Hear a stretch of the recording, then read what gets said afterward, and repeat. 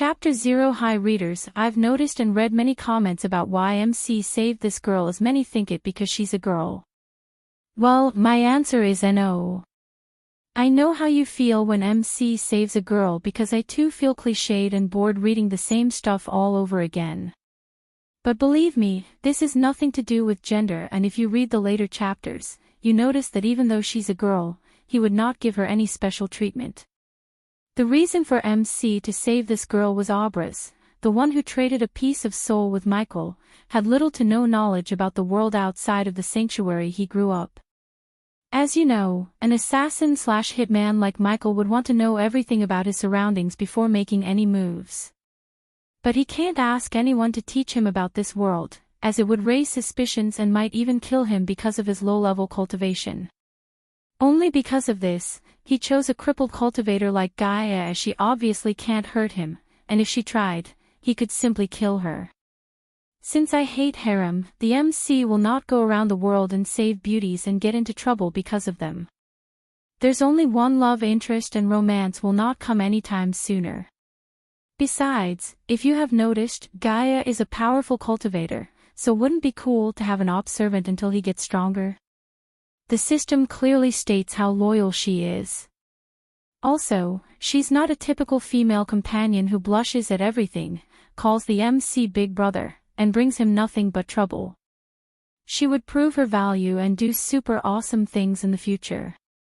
My kind request to all my readers, especially newcomers, is please read at least until chapter 40 before giving a low star rating, because MC saved a girl.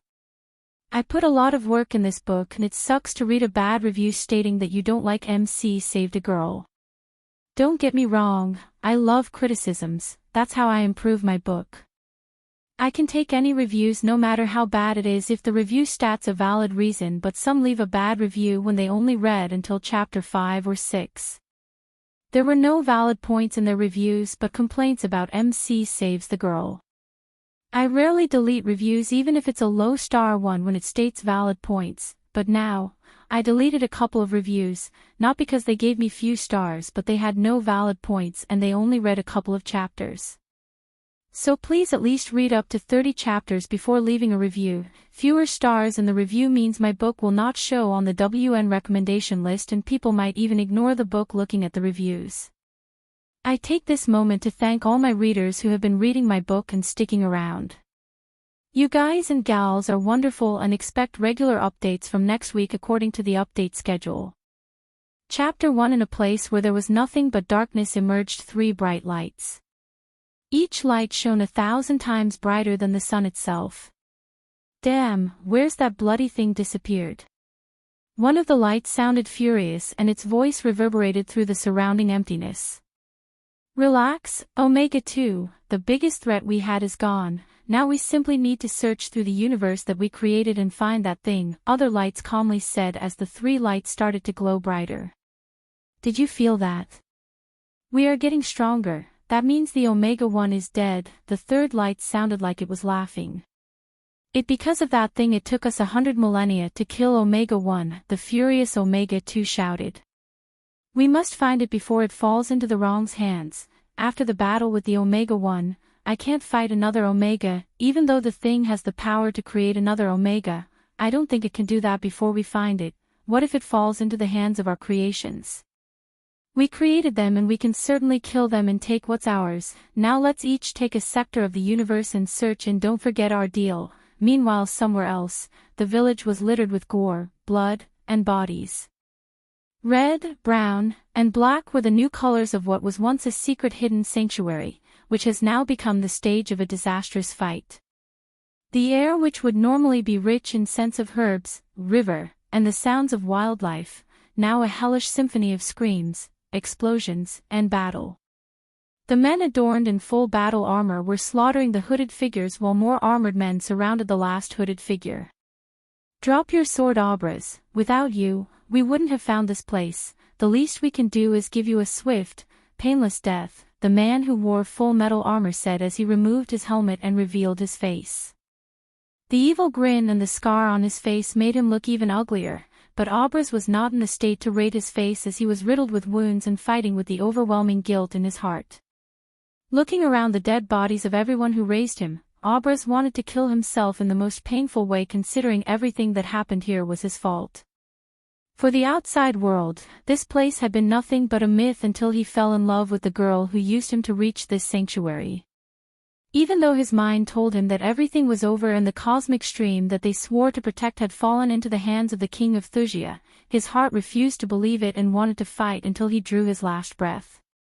The toll on both nature and sanctuary was enormous. It would likely take generations before this village could recover. It was clear gore, rubble and fire had engulfed the temple he used to pray at, schools he was studying, and the small houses he and his brothers lived in. Generations of elders protected this place and its secrecy, but it only took a girl and his love that destroyed the sanctuary. Whoever has the cosmic stream could tip the balance of the world, and that was why the elders of the first generation created this place and safeguarded the stream for years.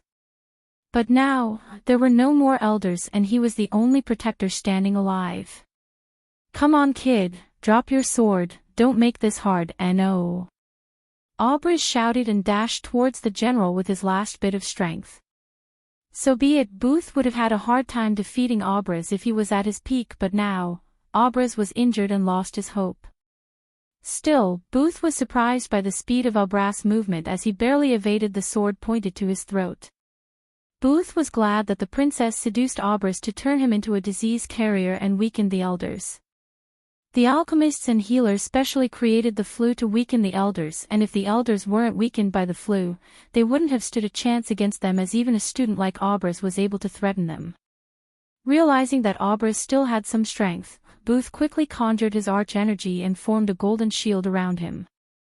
"Now we can dance." The rest of the armored guards had already started rummaging through the bodies of Abras' friends to find valuables as Abras wiped off the blood pouring out of his mouth. He could feel that he won't be able to live anymore as his heartbeat started to decrease and his muscles started to give up. Booth saw his movement slowing down and quickly dashed at him as he landed a heavy blow to Abras' ribs. The blow sent Abras flying and landed on the ground after hitting the burning tree. Abras' vision became clouded and coughed more blood as he heard the mad laughter of the armored men. "General Booth, kill that kid, His Majesty is on his way." Yeah. Booth waved his hand and made his way to Abras while he tried to clear his vision. "Forgive me, Elder Wright, forgive me, elders." Abras could see the smiling faces of Elder Wright, his teacher, and every who raised him since he was an infant. When their faces faded away and the face of Lila appeared in his mind, his anger erupted like a volcano. He used to recall her face and dream about a future with her, but now, he felt an overwhelming betrayal and anger. He thought she was an innocent farm girl from the nearby village when he first met her. As a disciple of the sanctuary, he was not supposed to interact with the outsiders, but when he saw a poor girl was going to be killed by a wild panther, he saved her. The mistake he made was, after saving her, he accepted to meet her in the place where he first saw her and began to develop feelings for her. He didn't know why he did that. It might have been because he had no friends or interaction with the world outside other than the sanctuary, or her pure innocent look charmed him.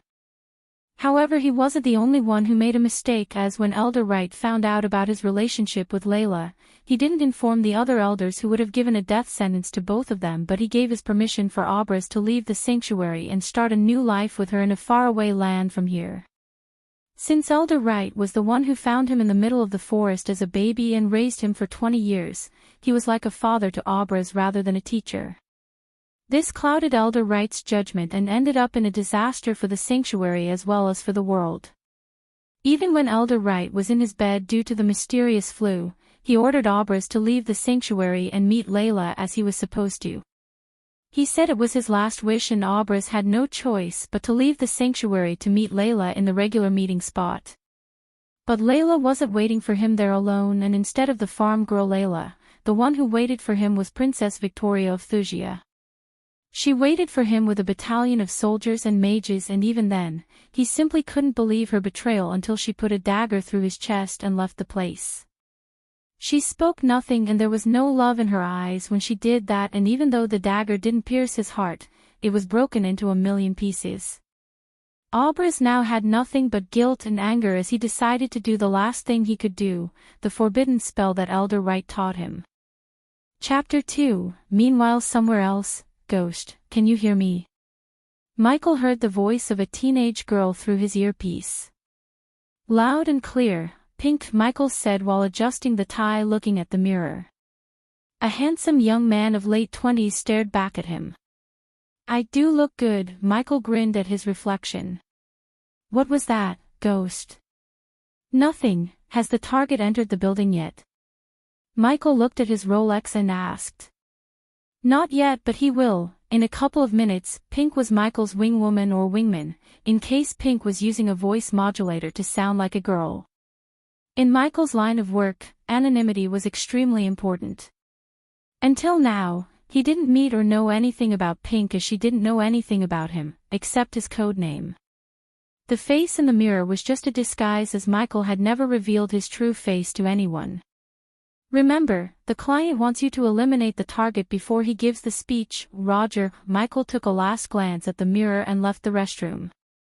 When he stepped out of the restroom, he was welcomed by a large crowd of rich people. Each woman seemed to wear designer clothes with accessories that were specially made for them, while the majority of the men dressed in classic black tuxedos with white shirts and bow. Michael would see the majority of their faces if he turned on the television or roaming through the streets, as they were all celebrities, politicians, and famous sportsmen. Can you get me an autograph from Dicap? Not for free. Michael put on his black sunglasses and pretended to be the security guard who he knocked down and left in the dumpster outside. Come on, Ghost, I don't have any money to give you. You should have saved your $250 from the last job, Michael said and walked around the place pretending to check the perimeter. Pink didn't say anything as Pink knew that he wouldn't do anything for free. In the world of assassins, Michael was a superstar and only a small number of people on the earth would hire an expensive hitman like him. He had a 100% success rate. No other hitman in the world had such a record. Only a few of the law forces knew about his existence, but they could only speculate as he never left any evidence or anything to put a file on him. And the only person who could prove his existence was Pink, but if a wingman like her betrayed her partner, the dark world would put a bounty on her and she would end up dead, so a person with 160 IQ level wouldn't do anything stupid like betraying him. Target has entered the building, Pink said, and he noticed the special forces from various countries entering the hall. And after a while, Michael craned his neck and saw a simple-looking old man entering the hall while armed guards surrounded him in a diamond formation. Many people in the gala looked at his simplicity with admiration. The target was a newly elected Prime Minister of Probra after he freed his people from the clutches of the previous leader of Probra, an evil dictator who had enough nuclear weapons to wipe out the entire human race from the face of the earth. The target had received various prizes and awards, including the Nobel Prize for his peaceful protest against the dictator. He was here to give a speech about ahimsa and world peace, and Michael was here to make sure the entire world see the demise of this man. However, while everyone was looking at him like he's the god of peace, Michael snickered inside because the face that he was showing to the outside world was as fake as Michael's face. Michael had his own moral ethic. No matter the payment, he wouldn't kill an innocent, and Libor Barnes was not an innocent. Everyone thought Libor Barnes as the father of the free nation Probra, but failed to question how he survived under the dictator while protesting under his nose against him. No matter how peaceful he protested, a dictator like Pavel would have killed him a long time ago, but Libor survived. Except the dark world, no one knew the real Libor. Pavel was the only dictator for the outside world, but the real mastermind behind him was none but Libor. His simplicity was just for show, as he was the richest man in the world and he made his fortune by squeezing Probra and slave trading. Since no one could prove him guilty, some rich fold from somewhere was paying Michael to take him out. As far as Michael was concerned, he was getting paid to take out dirt like him for a sweet amount of $1 million. Tango 2. Take my position, Lou Break. Don took out the walkie-talkie and said. Copy that, Tango 1, on my way. Someone spoke through the walkie-talkie, but the walkie-talkie was already in the flower vase. Michael had done more hard assassinations than this one, and compared to some of his hits, this was like a cakewalk to him. The reason for his perfect 100% success rate came from his extremely careful preparation. He would only take 1 or 2 jobs per year, as he would take at least 6 months to prepare and plan his hit. If a typical hitman had a plan A and B, Michael had plans from letter A to Z, and normally he would go for the simple plan rather than the complex one. "I will reach my position in 100 seconds, Michael informed Pink and opened the staff-only door. Roger that. No signs of people around the area. The guards and securities were busy checking out the hot actresses and didn't notice him a bit. The staff-only room was just there for the securities to keep the belonging in the lockers and change their clothes after work. Fifth locker. There was a row of gym lockers before him as he looked at the fifth locker from the right and walked towards it. "Is it in there?" Pink's curious voice rang in his ears. No, Michael didn't open the locker but jumped on the locker and slid the ceiling above him as it opened like a door. Only the engineer who designed this 5-star hotel and a few workers who knew about this until Michael hacked his computer and stole the original blueprints during the engineer's visit to Tahiti with his family. The engineer had no idea that Michael was the one who manipulated the travel agency data and selected him for the free trip program to Tahiti. Damn, I hope these rats did not eat it. Michael climbed the ceiling and closed the entrance but frowned when he saw the rats running through the vent before him. "Eat what?" "Tell you later. How's the parade going?" Michael whispered and crawled through the vent without making any noise. "Now they are crossing the 5th Avenue. 5 minutes till they reach your place." "Roger that." Going radio silence. "Catch you in the next job." "That much confidence, huh?" "Alrighty, see you later." Ghost. Pink disconnected the line while Michael set a 3-minute timer in his watch. And after crawling through the vent for exactly 1 minute, Michael saw the familiar black bag that he left in the vent 3 months ago. Reaching the black bag, he brushed away the dust and slowly opened the zip to reveal the Kel-Tec RFB sniper rifle with a thermal scope. However, the sniper wasn't made of metal and regular parts, but this rifle was custom-made for him using nothing but plastic, so when the security firm scanned the place with metal detectors and everything, they couldn't find it. Since it was made of plastic, the rifle could only fire 1 bullet because the heat produced by firing the bullet would melt and damage the rifle and render it useless. The bullet was made of a special type of plastic that could penetrate through the steel without making a noise. This rifle and bullet alone cost him 200 grand. And besides the cost, he had only 1 shot to take out Libor, and if he missed the shot, there wouldn't be a chance like this again and his reputation would be tainted. For minutes more, Michael turned on the thermal scope and aimed at the center of the hall where Libor would start his speech. "Long live the free nation of Probra." Michael heard Libor's voice through the speakers in the hall and aimed his crosshair at the head of the red figure in his thermal scope. "Diddle, diddle, we are so little." The moment he said the word little, he pulled the trigger, and boom, a sound like a watermelon exploded echoed through the hall. However, before even he could let a proud grin after his excellent bullseye, his whole world around him turned white and he heard a sudden ding sound in his head. Ding, badass system activated. Chapter 3, What the hell? Michael was so confused, and everywhere he turned, he could only see the color white like he was caged in a white box. What's happening? He slapped his face, but he didn't feel any pain. Ha! He knew he should have felt something as he tried to slap himself again, but his palm went right through him. It can't be, just relax. Realizing something's very wrong, he took a deep breath and closed his eyes, and opened them again. But even then, nothing was changed. Am I dead? What was that voice I heard?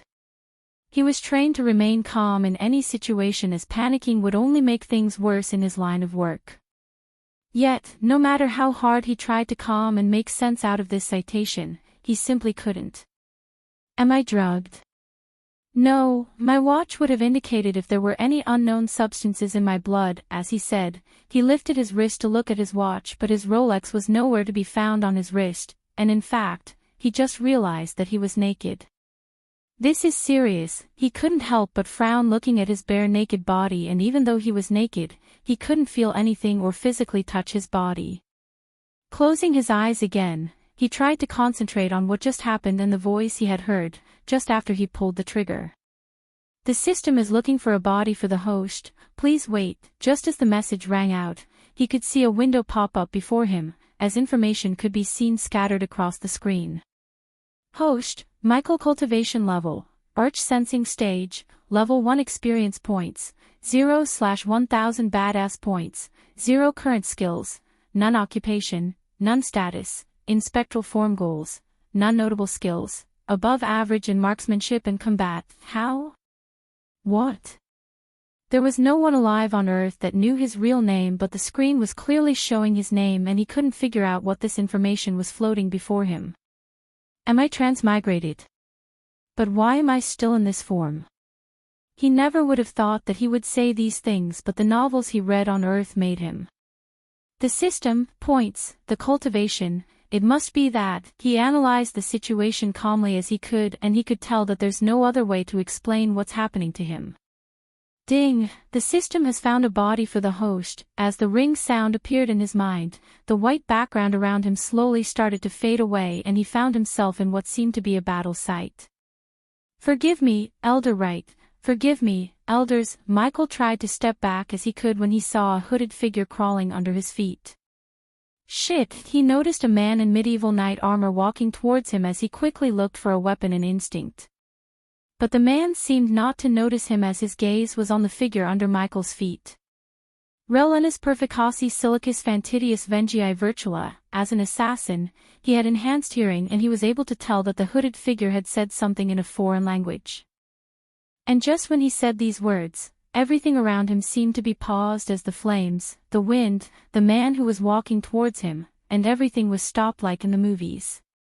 Hey, can you hear me?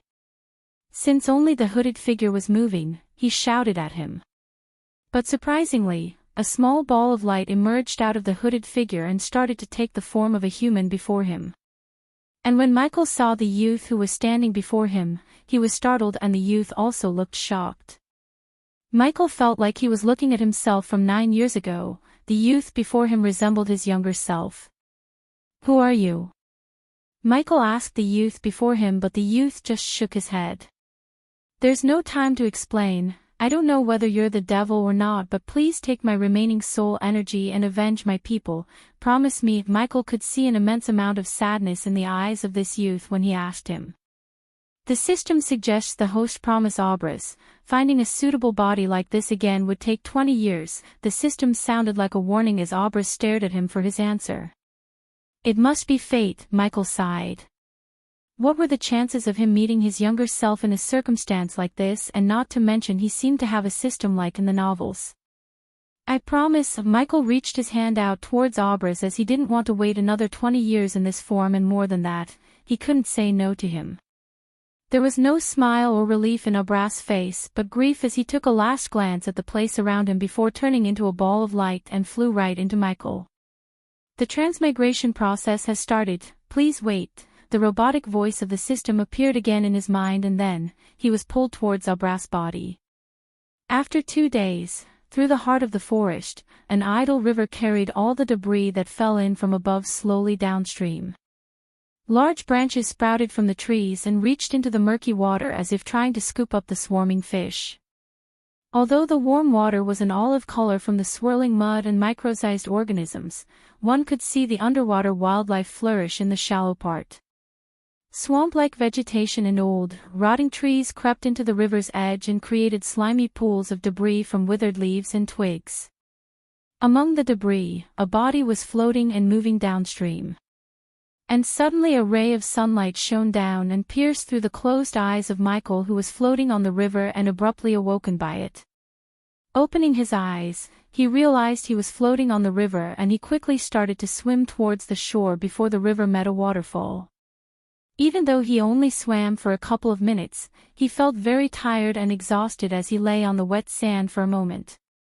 But when he relaxed his body, he felt extreme pain in his mind as someone hitting his head with the hammer.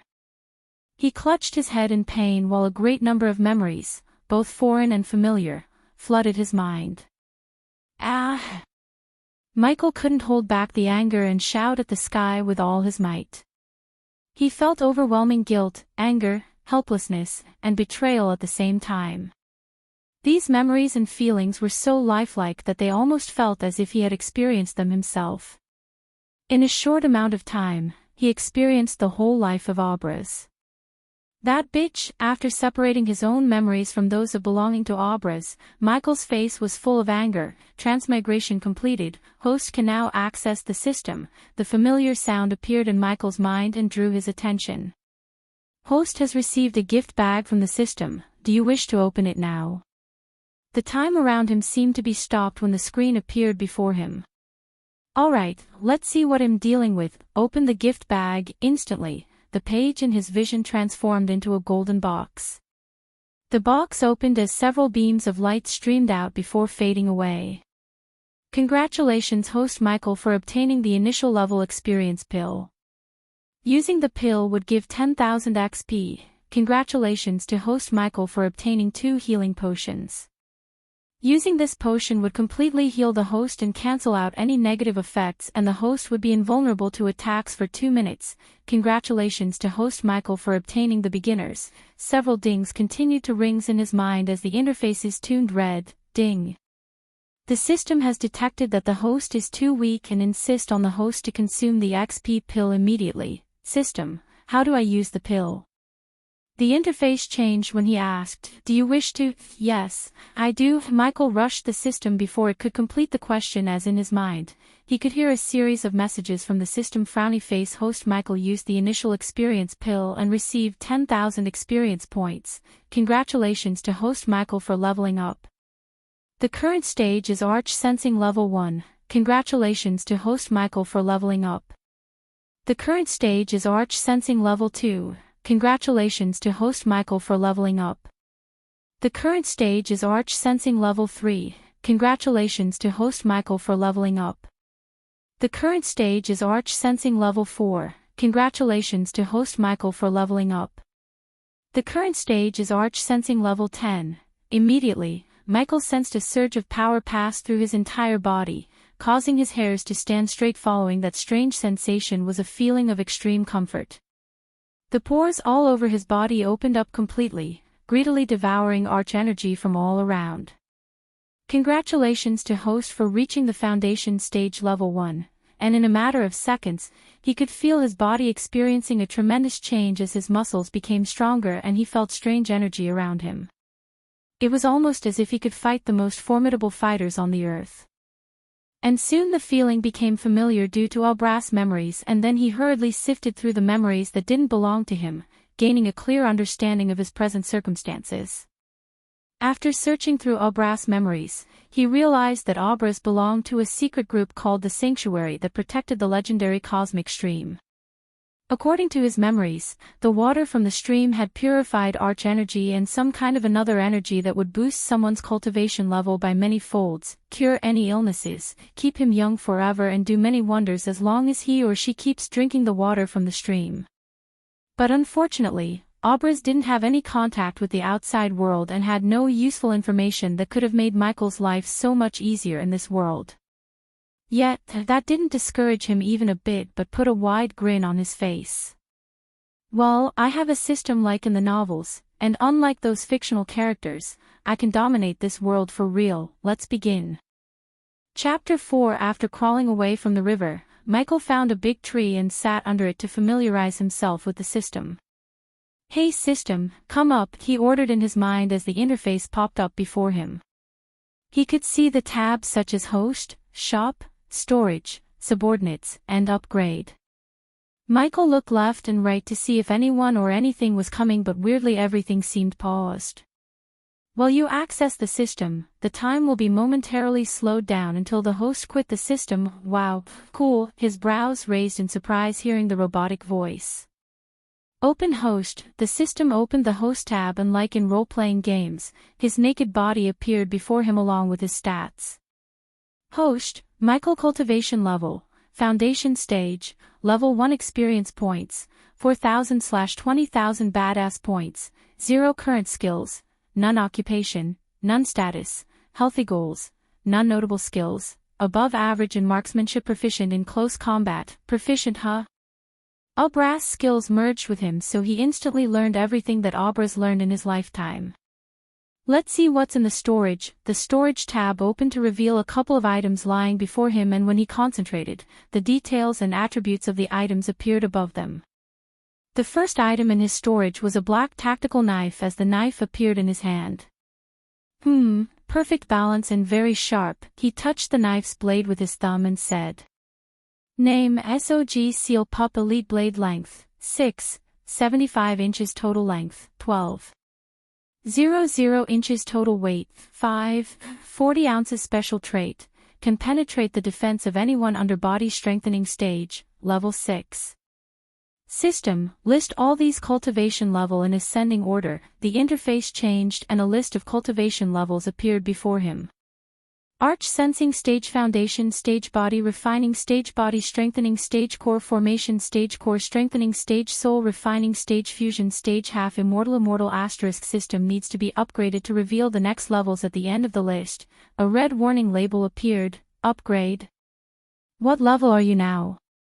How do I upgrade you?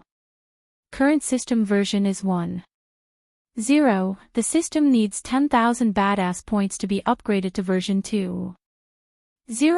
Let me guess, more functions and more shop items will be unlocked only if I upgrade you. Michael read enough novels in his free time to realize how the system might work. The host is correct. How do I earn these badass points? Is there a guide or how to list? Whenever the host acts badass, the system will reward you with badass points. Not to boast, but I'm a badass system, so it won't be hard. Michael proudly grinned and expected an answer from the system, but he didn't get one.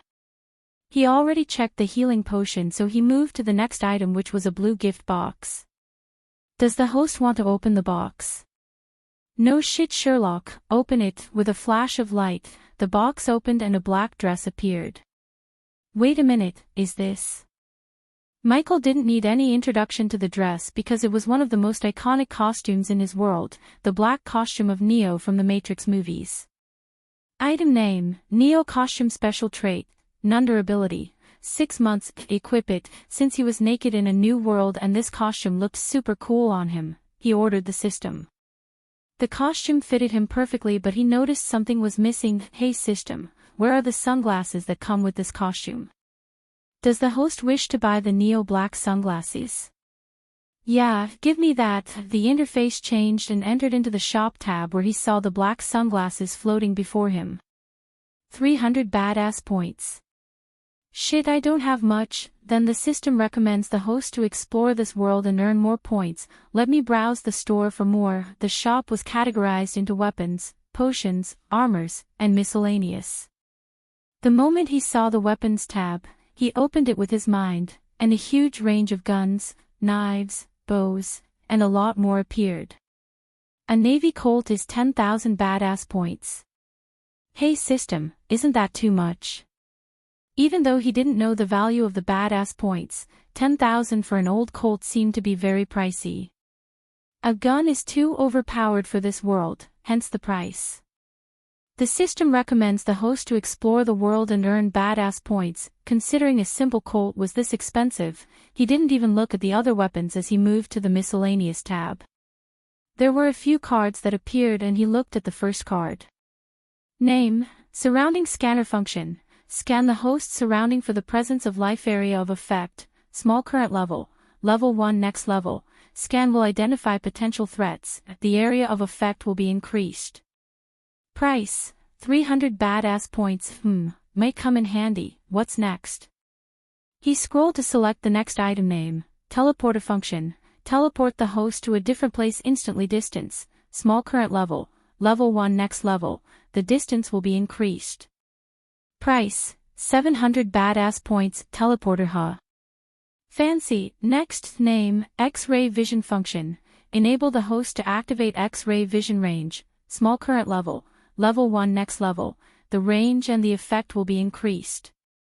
Price, 1000 badass points. Useful, but not that important. After this card, the system required to be upgraded to view more cards, and after fiddling around the system for a few more minutes, Michael closed the system and stood up to start his adventure in this world. I missed that sunglass. Tying his hair in a ponytail, Michael started to follow the river as Bear Grylls told in the channels. Okay, first, I need to find a city or village and gather more intel about this world. Then I should look for a way to earn more money, and speaking of money, hey system, can I convert badass points into gold coins or buy coins in a shop? The system needs to be upgraded to level 6 to unlock that feature, he heard the robotic voice inside. It's settled, I need to look for a way to earn money. I hope this world has hit contracts. After walking for 1 hour, the clouds started to become darker and the wind was blowing like it would uproot the trees any moment from now as purple lightning cut crazy zigzag into the dark sky. Storm, that's what I need now. Michael sighed and looked for a house or anything that looks like a shelter, but he couldn't find any.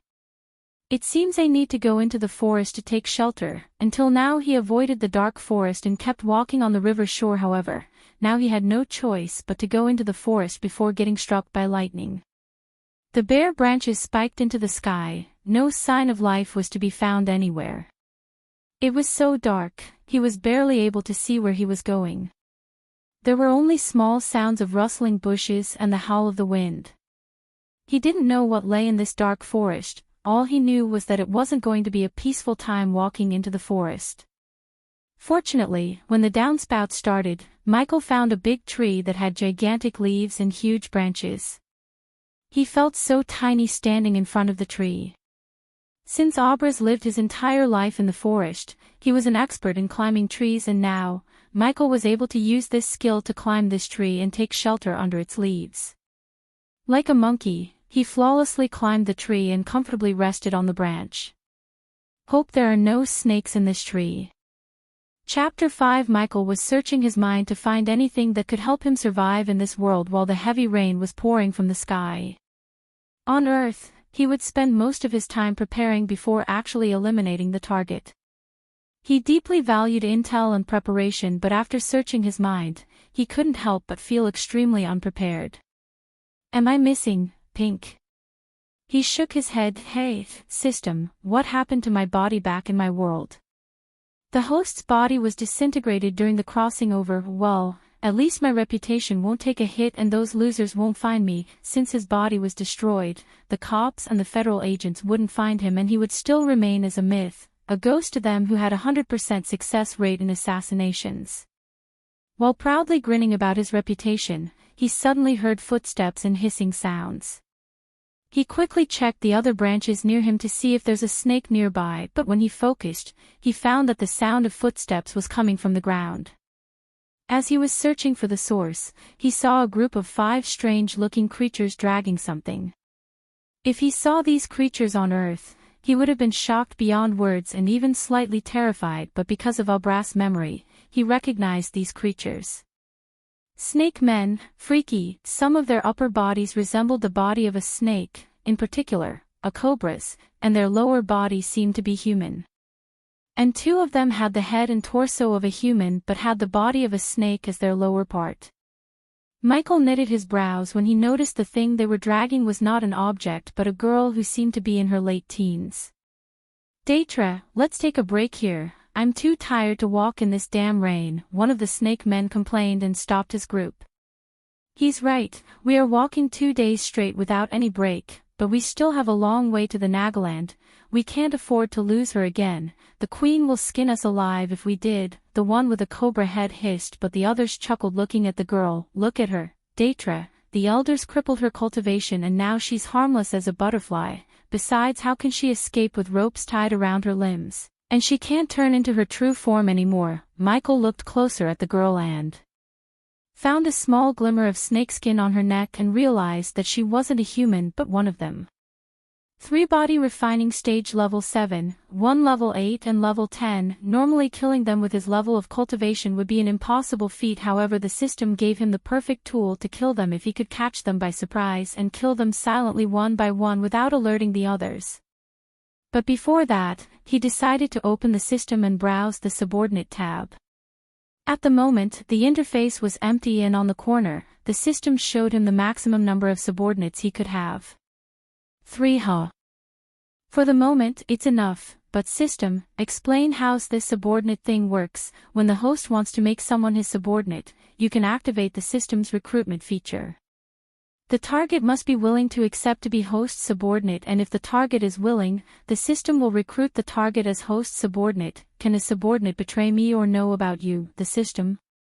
Host doesn't have to worry about that. A subordinate cannot betray or harm the host in any way, and if the subordinate acts in any way that brings harm to the host, the system would activate the countermeasure and eliminate or punish the subordinate before the subordinate could harm the host.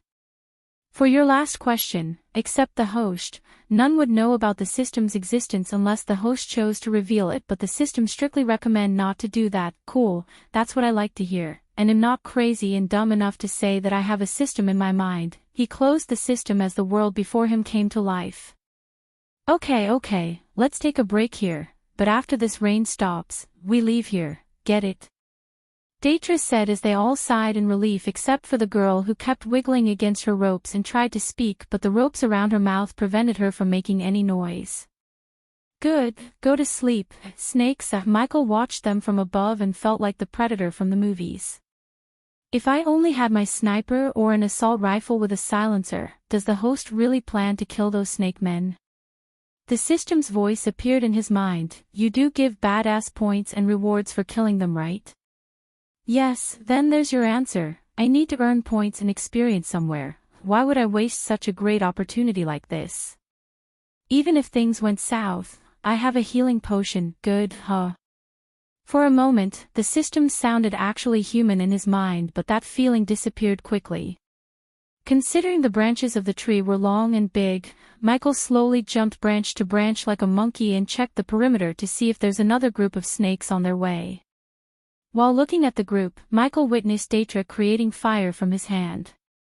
A stream of fire flew out of his hand and fired up the bundle of wet wood.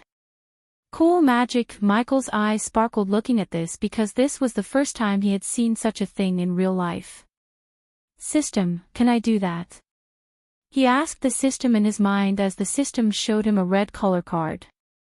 Skill name, Dragon Fire class, offensive type skill function. Host can send a stream of dragon fire from his hand's range, small current level, level 1 next level.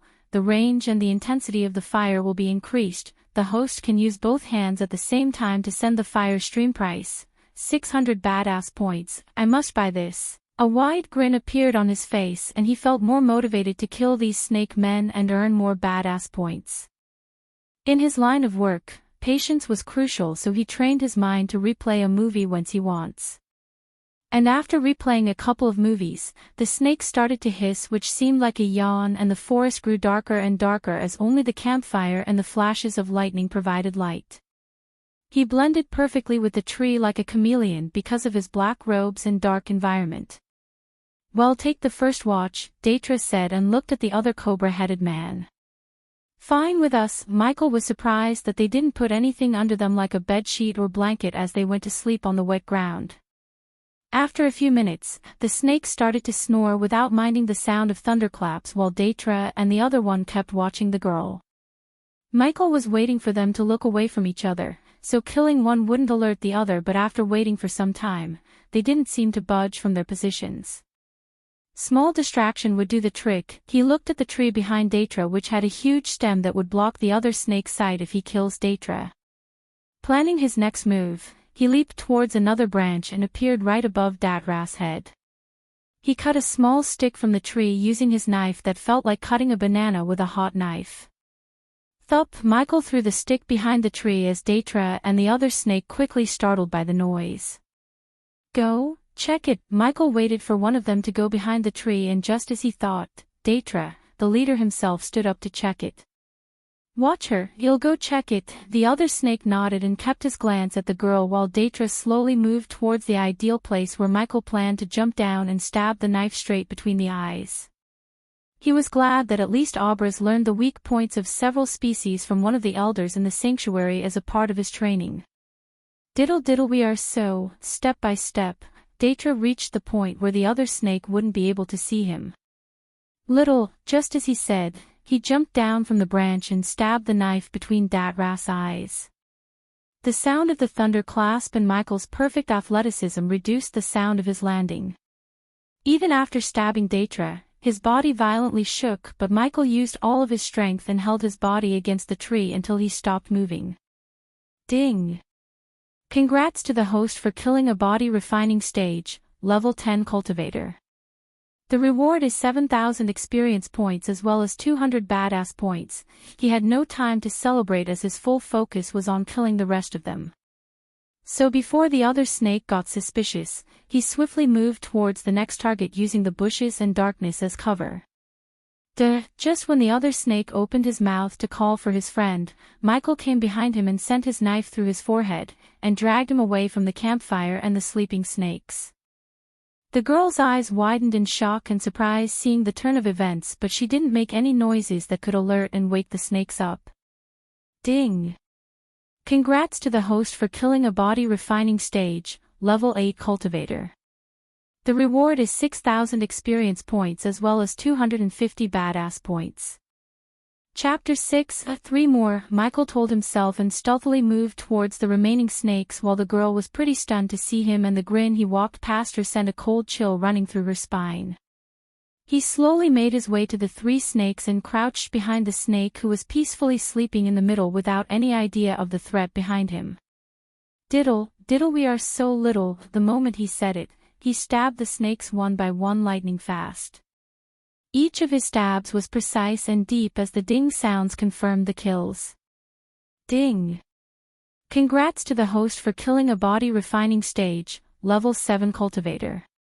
The reward is 5,000 experience points as well as 250 badass points. Ding! Congrats to the host for killing a body refining stage, level 7 cultivator. The reward is 5,000 experience points as well as 250 badass points. Ding! Congrats to the host for killing a body refining stage, level 7 cultivator. The reward is 5,000 experience points as well as 250 badass points. Congratulations to the host for leveling up. The current stage is Foundation level 2. The girl's eyes widened even further when she saw him break through to the next level instantly after killing them. But before talking to her, he opened the system. Hey system, can you heal and make her cultivate again?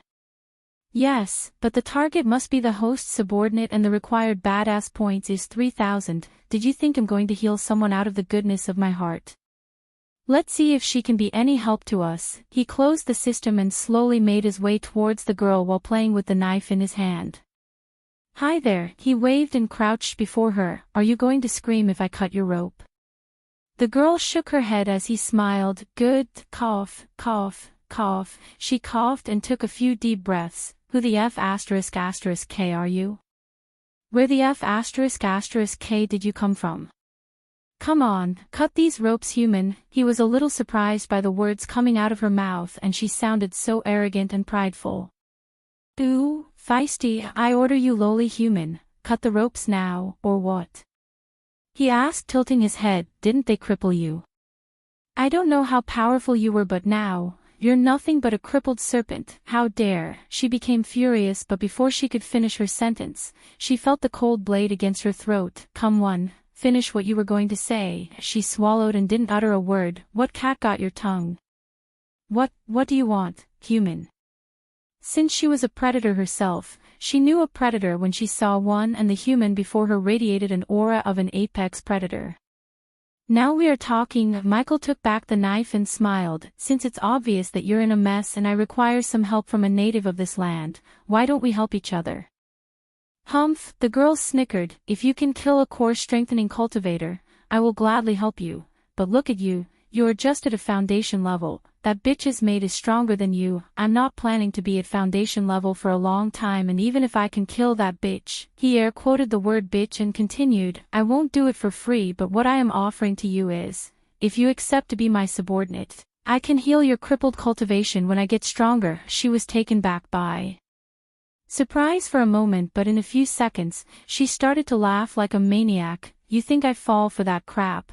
No one can heal a crippled cultivation human. There was a slight sadness mixed in her voice when she said. Hearing her, he opened up the system. Hey system, can you have anything that could make her believe that I can heal her?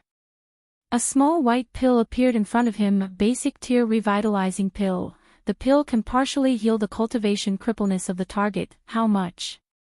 He knew that the system wouldn't give this pill for free, as he needed to buy this using his badass points, 50 badass points. If host by 100 pill bottle, the system can make an offer of 4,000 points. Geez, you sound like a cheap agent. Give me one, he growled and bought a pill from the system shop.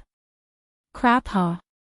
The girl saw a white pill appearing in his hand. What is that? Before she could ask, he put the pill into her mouth and forced her to swallow the pill.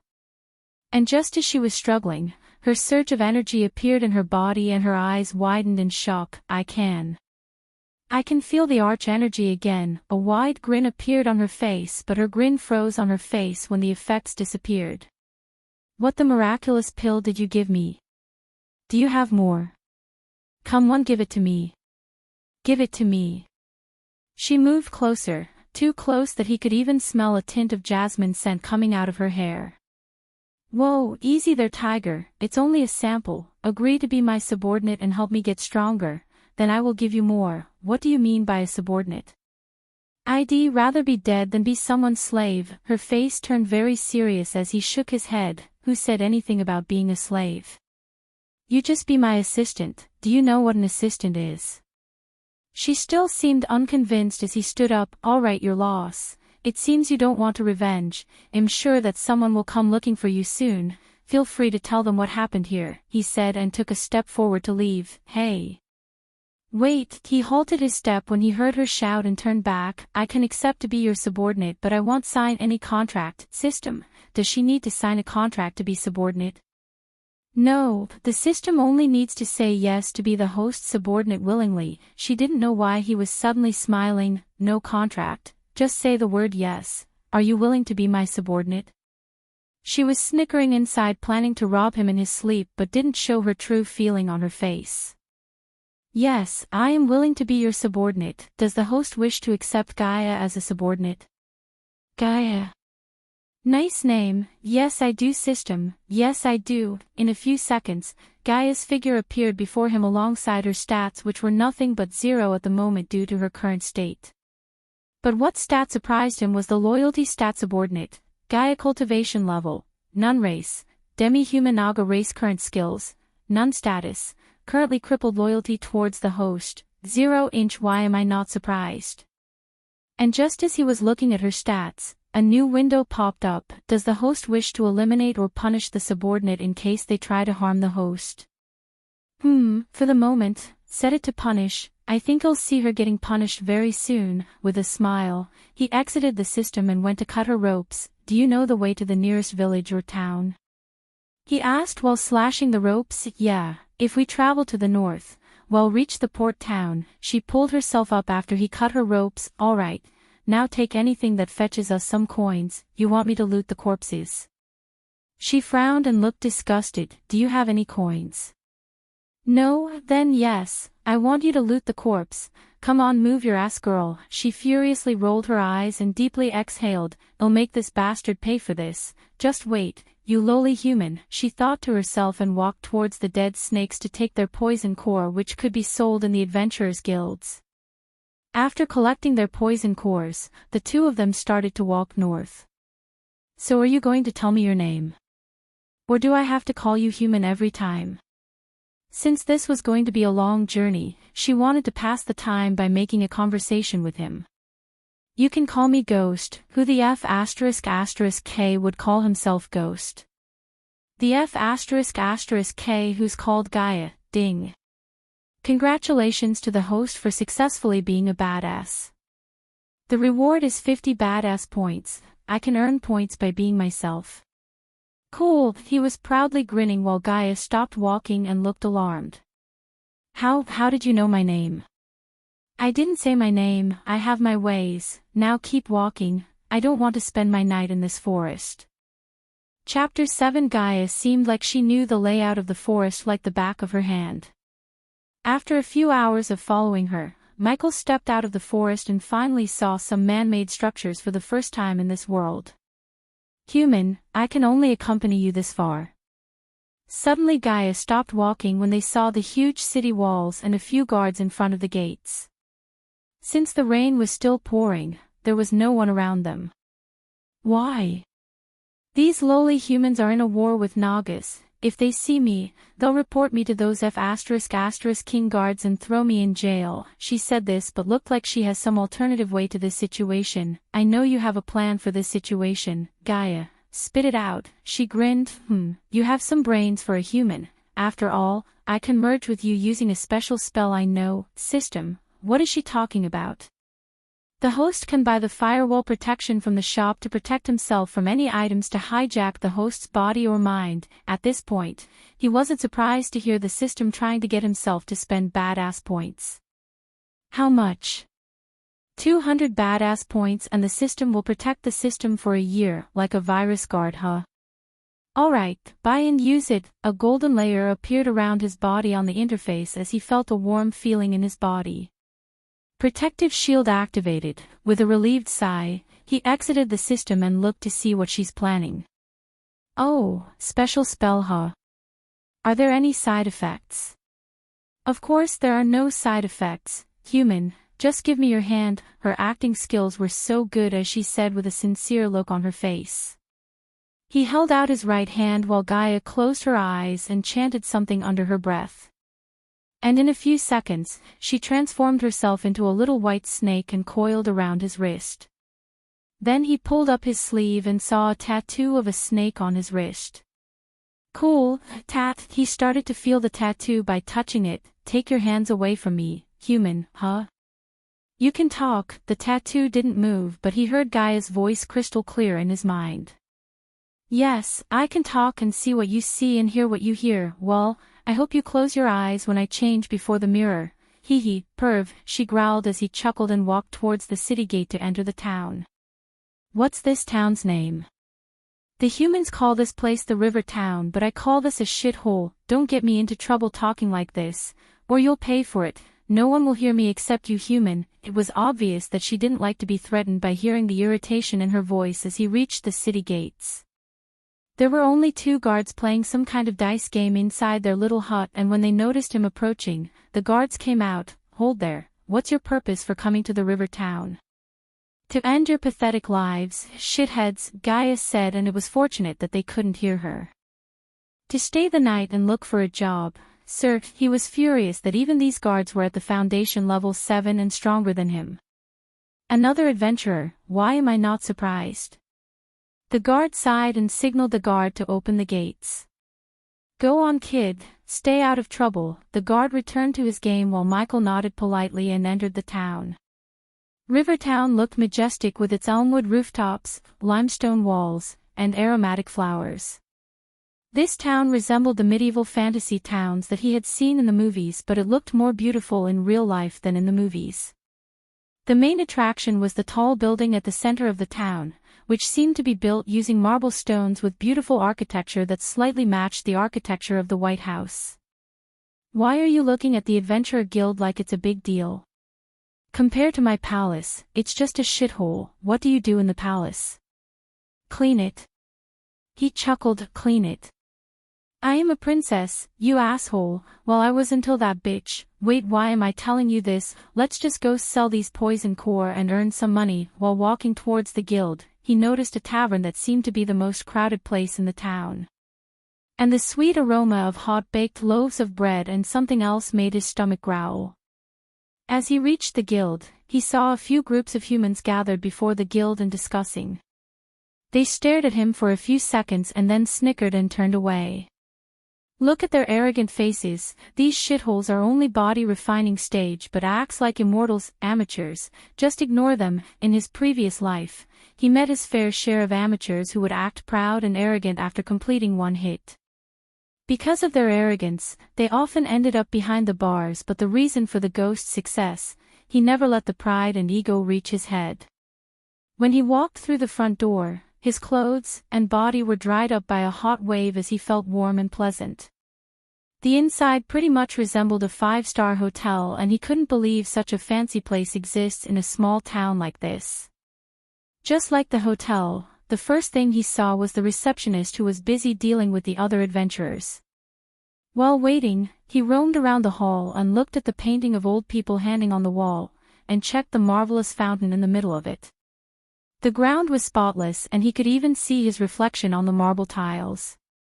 "Young master," the receptionist waved at him after dealing with the others as he walked towards her and retrieved the poison cores of the snakes. "How may I help you, young master?" There was a tint of redness on her cheeks and Michael had no idea why she's blushing since he didn't even use a single pickup line or flirt with her. "I need to sell these, can you help me with this?" He retrieved the poison cores from his pocket and placed it on the table. The girl's eyes went wide in surprise because the cores definitely belonged to the body refining stage snake men, but the youth before her was only a foundation level cultivator. "Young master, where did you get these?" "I killed them and took it from them, but..." "Is there any problem, miss?" He kept his smile but his stare was serious as the girl quickly shook her head. "Of course not, young master. 5 body refining stage cores will fetch you 100 silver coins. If the young master can wait a few moments, I'll go and bring you the coins." "Thank you, miss. I'll wait here." When the girl went into the room behind her with the poison cores, he noticed a board with notices pinned to it. "What's this?" "Quest board." As he said, he started to read the notices to find something that was suitable for him. "Pardon me, adventurer. I'm in need of your service. Our crops have failed and to make matters worse, we're constantly harassed, robbed, and sometimes even killed by those pesky brutes. Hero, would you be so kind as to get rid of those horrible miscreants? I'd love to join you, but it'll be up to you. I don't want to get in the way. You are fully capable of handling those miscreants. Try to kill all those who stand in your way, we don't need their filth in our lands. Should you succeed, I will be able to repay you handsomely, it'll be worth your troubles. Now hurry, champion, there's no time to waste. Excuse me, traveler. I need your help. My brother is such an idiot, he keeps pulling pranks on me and I'm sick and tired of it. It's time for payback and I know the perfect way to do it. My brother is scared of forest spirits, they're not real, but I'm going to make him believe they are. I've made this wooden mask, but I need some more items to make it really scary. Would you mind collecting some for me? I need rainbow fowl feathers, some glimmer weed to make the eyes glow and a whole lot of seaweed. I wish I could pay you far more than I can, but what I can pay isn't less than what's fair either. Excuse me, adventurer. Please, lend me your hand. I've been betrayed by my own foolishness. I knew I shouldn't have hired mercenaries, instead of fighting the bandits they joined them. Hero, teach them a lesson in honor and make sure they remember it. Curse those nasty low-lives. I'm in no state to fight, but I know you'll manage without me. Be careful, hero, don't underestimate those low-lives. Try to take down as many of them as possible, the less of a threat they pose the better. Reward, 60 silver coin per head. This last one seems interesting and dangerous too. Don't get cocky, human, you're just only a foundation stage cultivator. Pick something to your level, like fetching ingredients for the mask. The system recommends the host to take this quest. More the legend of the host grows, you'll receive better items from the system. Cool. He had already decided to take on this quest because only by killing more people, he could earn more experience points and level up. Chapter 8, Young Master. The girl called out to him when she came back with a pouch of coins. 200 silver coins, as promised, young master, please check it. 200 silver coins, the system's voice rang in his mind. No need, I need your help with something else though. Please tell me, young master, I decided to take this quest. Is there a procedure I have to take care of before taking a quest? The girl nodded and took out a small form from her desk. You need to register with the Adventure Guild, young master. Do you wish to join the guild now? Yes, I do. Wonderful. The girl revealed all of her pearl-white teeth by letting out a wide grin. Please fill this form, young master. The form had pretty standard stuff like name, cultivation level, party name, and party members. Michael didn't plan to form a party as he liked to do things alone, and the only reason he was putting up with Gaia was she had knowledge about this world and he could use that knowledge to his advantage. He thought of her as Pink, his aide in the earth. But he was planning to recruit more people as his subordinates and expand his influence throughout the world, so he could sit back and enjoy the wealth created by them while growing stronger and stronger. For the time being, he liked to do things alone like a lone wolf. So on the form, he only filled his name and cultivation level and left everything else blank. The ghost? The girl looked perplexed looking at his name, but it was quite usual for the adventurers to use names like these, therefore she didn't ask any question. Young master, if you don't know any party to join, the guild can suggest you parties that look for one more member. No need, I like to work alone, I'm right here, Gaia's voice sounded in his mind, but young master. I can look after myself, miss, trust me, pretty face and no brains, pity, what a handsome lad, but he's going to end up dead, the girl sighed inside and nodded. After taking one last glance at the form, a white light appeared from the girl's hand as she scanned the form using the light. Hey, race your adventurer card, young master, if you lose it, you have to pay 50 silver coins at any of our branches and receive another one. Each quest you successfully complete will give you points and added to your card. Harder the quest, more points you'll earn, and more points you earn, the more high-value quest will be presented to you by the guild. As she said, she gave him his adventurer card.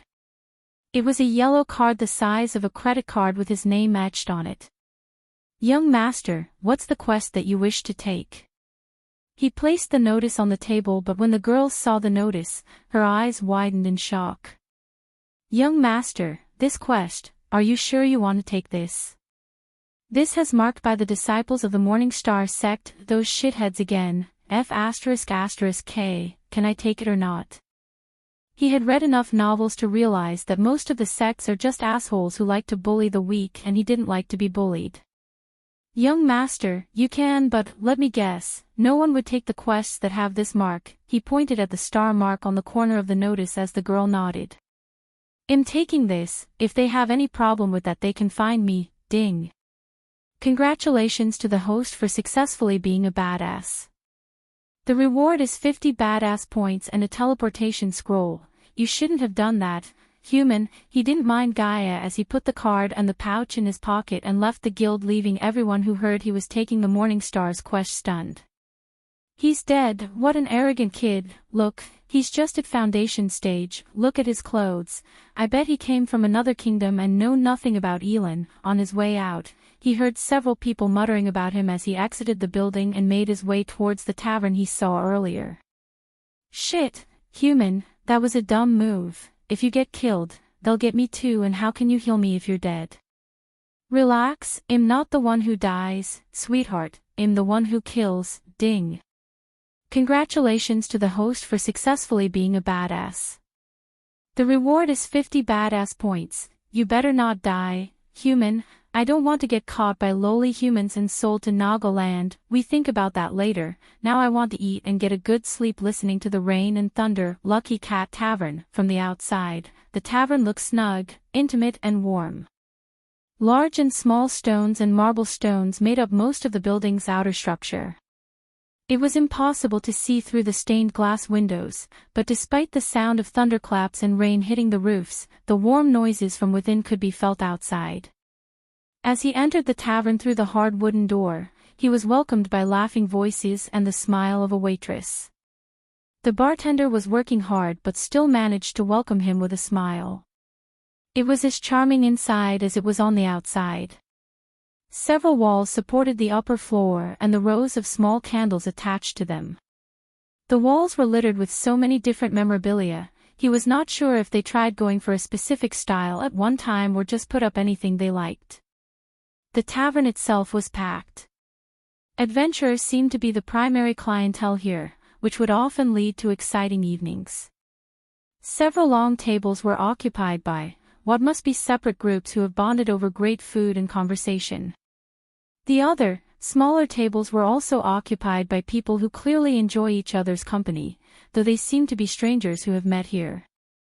Even most of the stools at the bar are occupied, though nobody seemed to mind more company. Making his way through the crowd, he managed to find a seat and waved at the waitress as she came running to him with a wide grin on her face.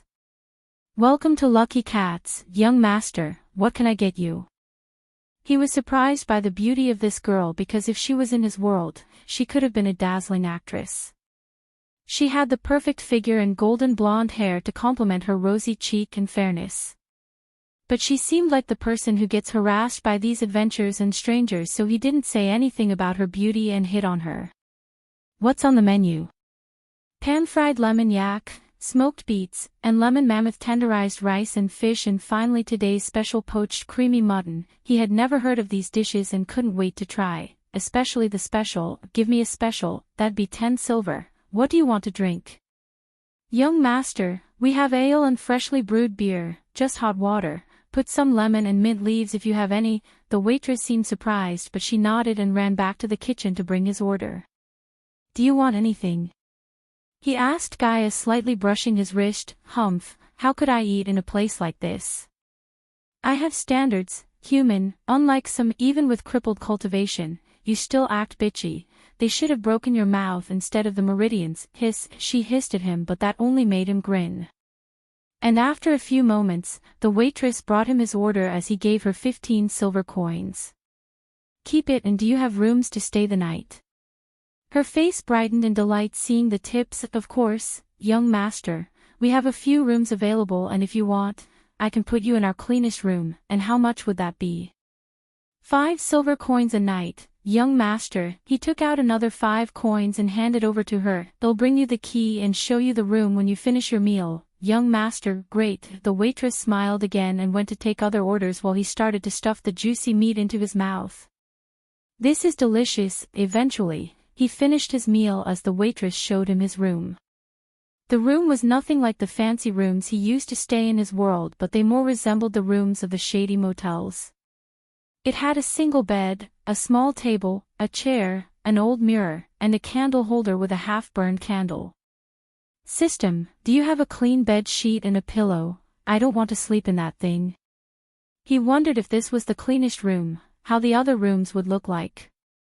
The bed sheet looked ancient and the various stains on it were enough to make him spend his precious badass points. 5 badass points, yeah, he'll buy it. When he exited the system, he had a new thick silk bed sheet and a new fluffy cotton pillow in his hand. After throwing away the old bedsheet and putting his new one as well as removing his boots, he jumped onto the bed. Chapter 9, System, show me the items in the storage. The system's interface appeared as a couple of items were floating before him. What's this? He zoomed the first item in the line, which was a delicately made black arm bracer. Name, Mark III grappling hook, durability, lifetime class. Rare. He reached out his arm and put his arm into the holographic image of the bracer. System, equip this. The black bracer adjusted its size to fit his arm while the system sent information about how to use the bracer to his mind, and in a mere moment, he became familiar with the grappling hook. I can't wait to try this bad boy tomorrow. He pulled his sleeve down and looked around his arm with a grin. After the grappling hook, there were 2 legendary class long-range teleportation scrolls in the storage, but even though they were legendary class items, what excited him most was the XP pill. The system showed him that he received the pill as a reward for recruiting his first subordinate.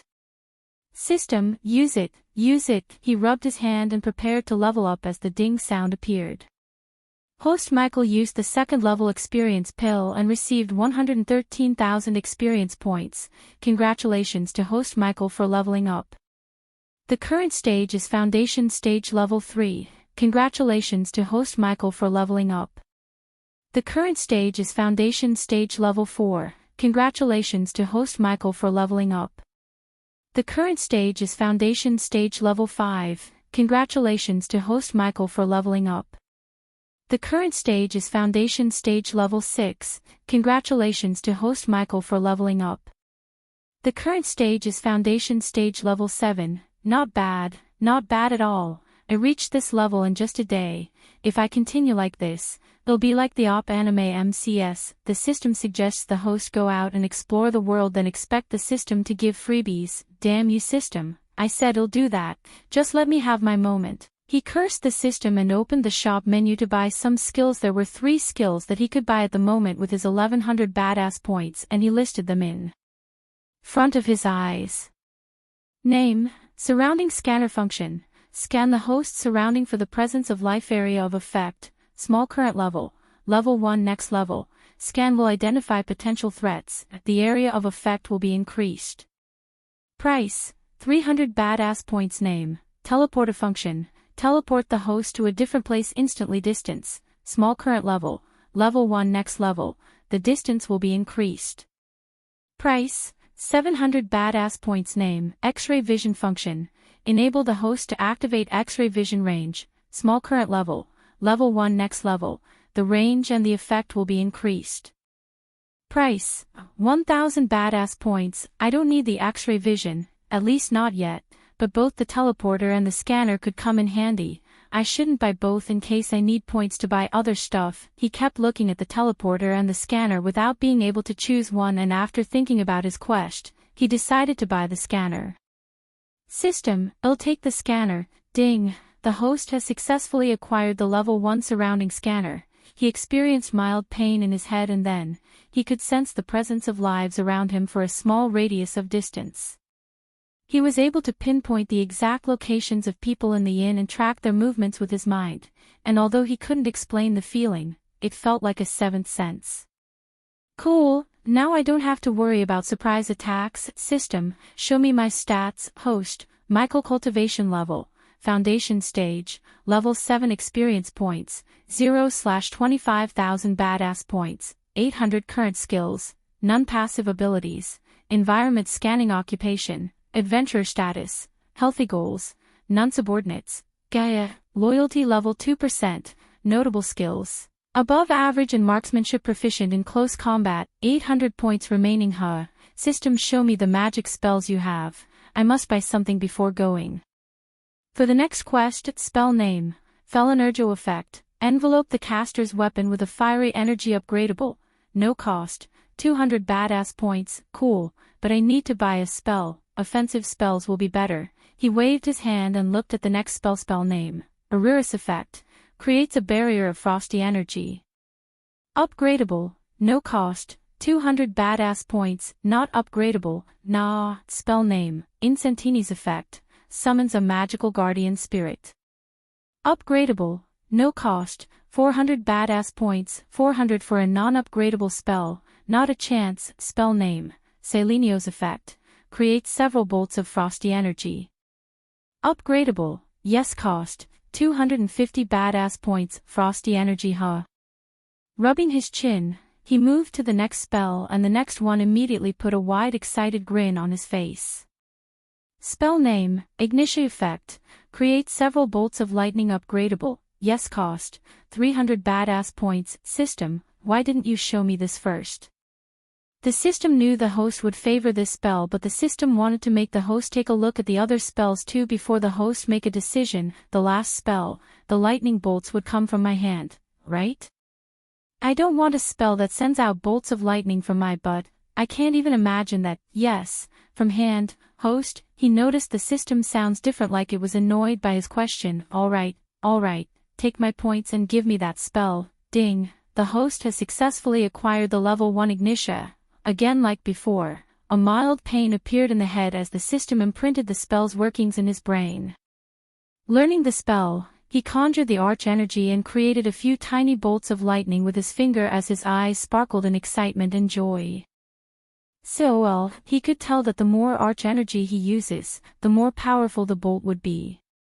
Let's take a look at the adventurer card. He retrieved the golden card from his pocket as a holographic image appeared from the card and showed him which seemed to be the map of this kingdom.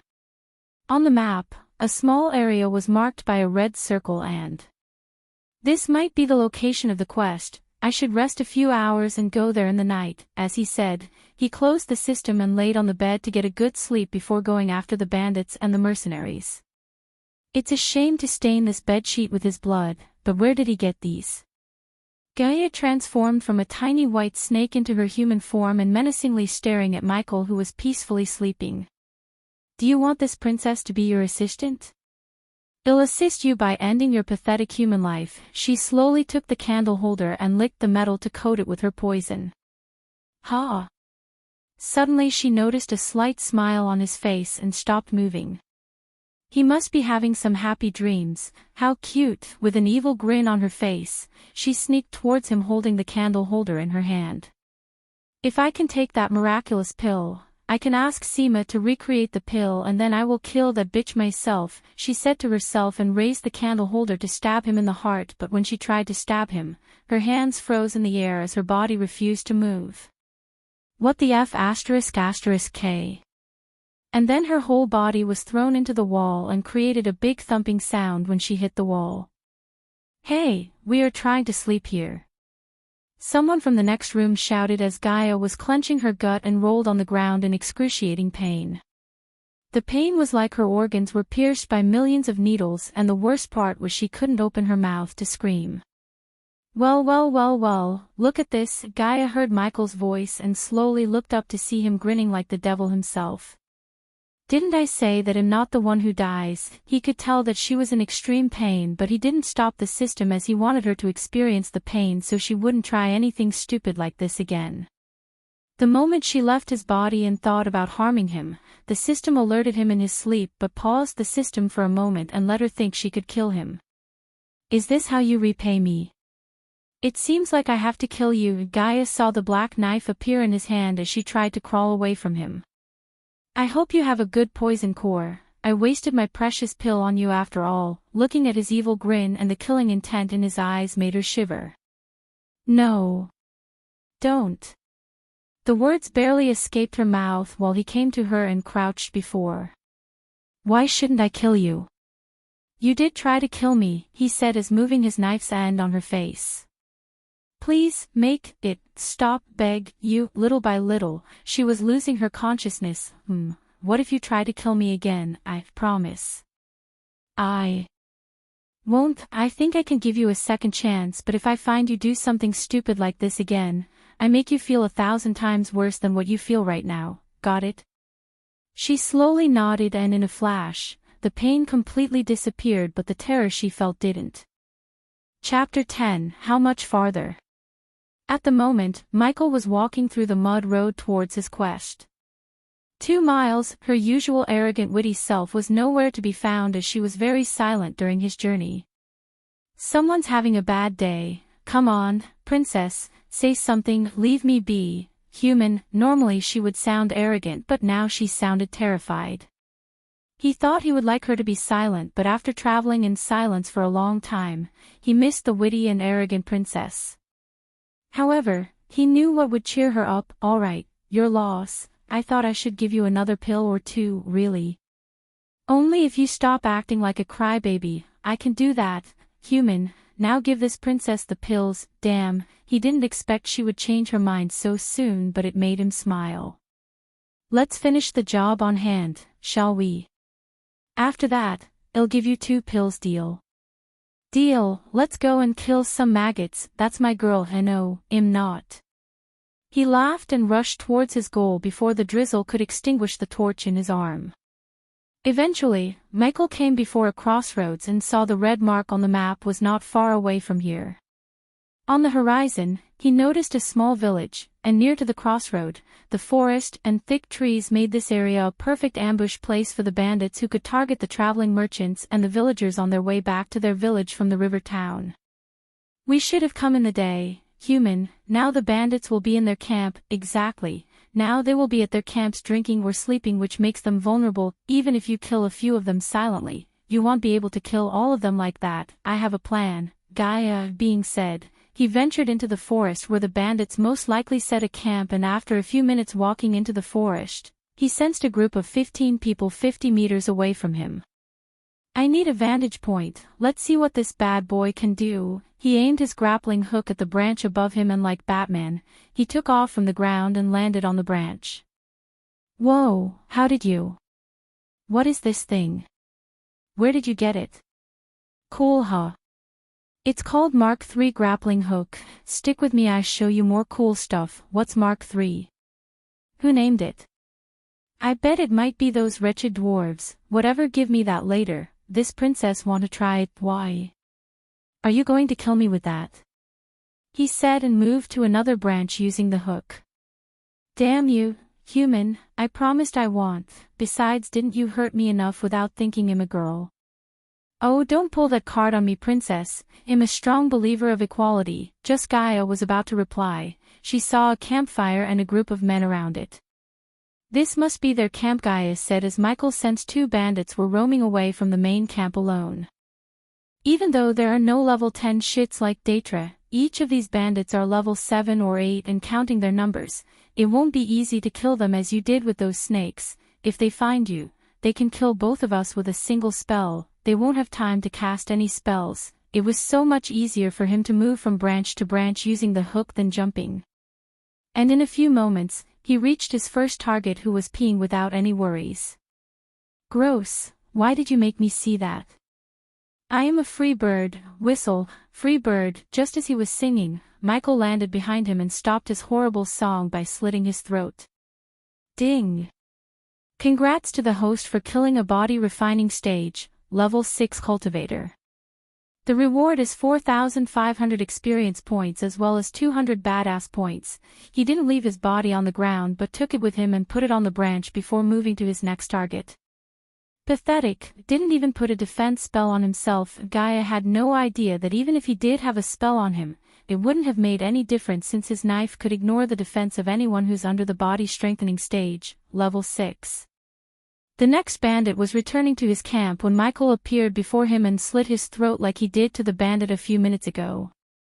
Ding! Congrats to the host for killing a body refining stage, level 6 cultivator. The reward is 4,500 experience points as well as 200 badass points. So far so good, 13 more to go. How the fuck did you break through to level 7 in a single day? Did you take restoration pills? Wait till you see me have another breakthrough. He grinned and swung to a branch that was closer to the main camp. How are you going to kill them with your level of cultivation? Gaia noticed that every single bandit was drinking and singing without sleeping. She couldn't guess how he's going to kill 13 body refining stage cultivators without the element of surprise or hunting them one by one like he always does.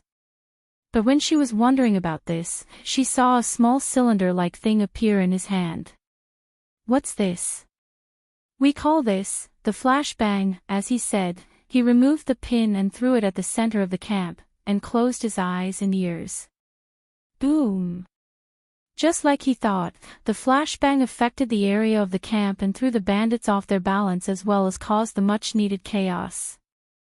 Yet, he didn't jump down right away but threw the smoke bomb he bought from the shop. Fortunately, this world seemed to have a variant of a smoke bomb and the flashbang, so the price was way cheaper than the guns.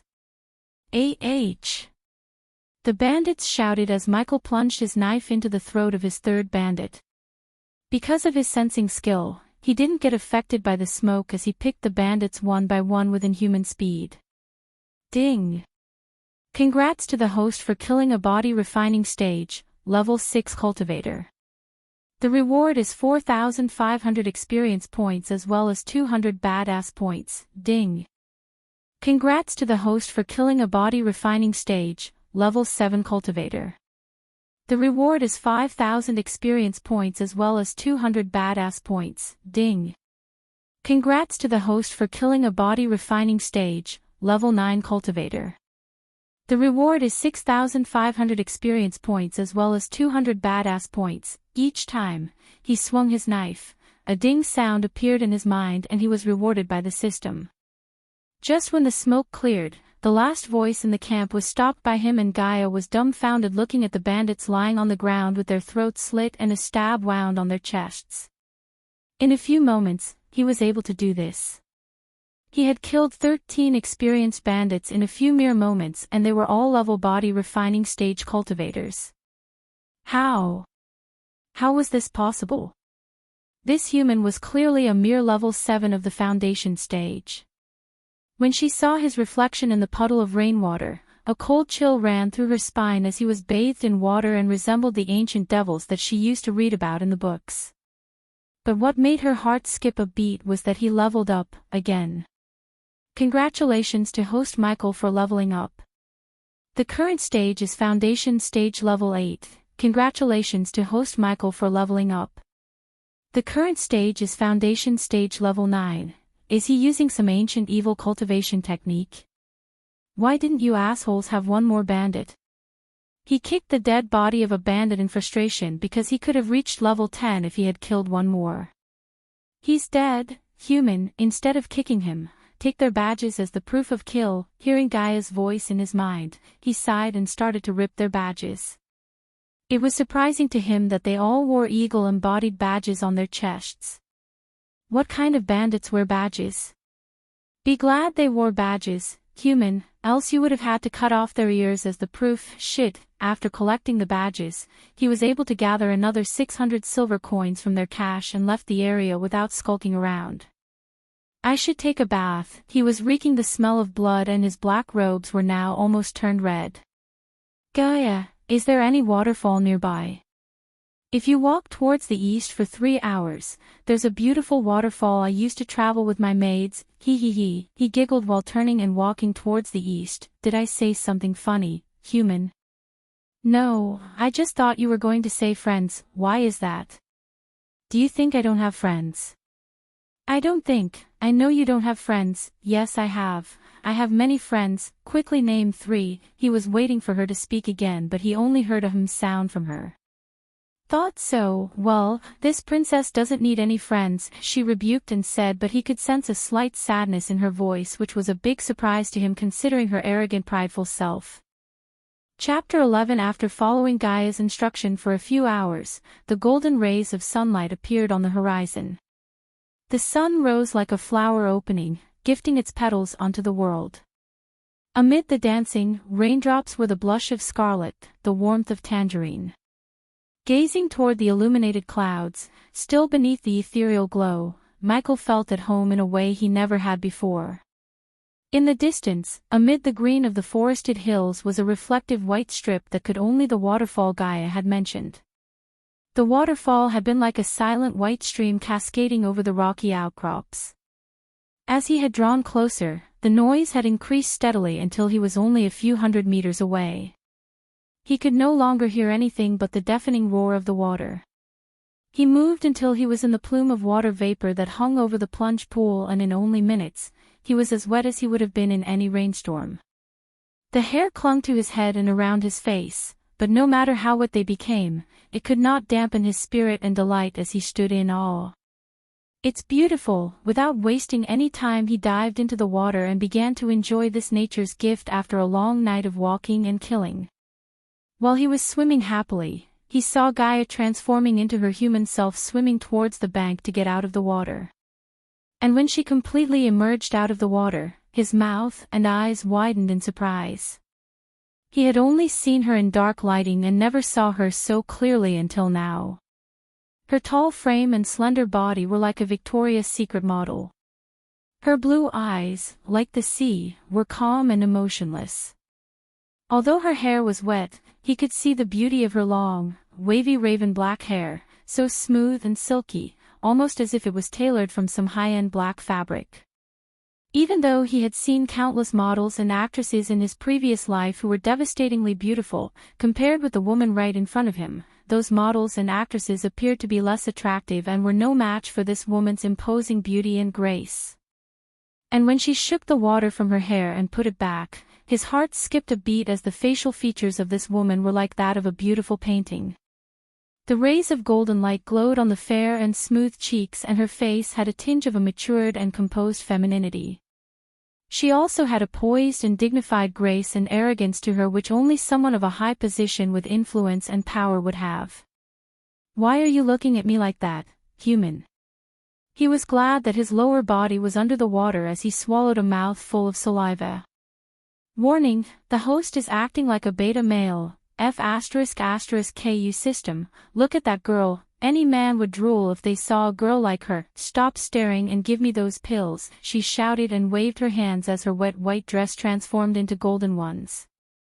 She seemed to be purposefully flaunting her beauty by slowly correcting her dress and tying her hair into a ponytail. However, he understood that if she knew that he was thinking of her as hot and beautiful, she would be more arrogant and prideful, so he decided to tease her. You shouldn't have left this water, it might have done something good to your face. What did you say? Her flash of anger appeared on her face as puffs of smoke could be seen coming out of her nostrils. Are you deaf, girl? I said this water might have done something good to your face, you.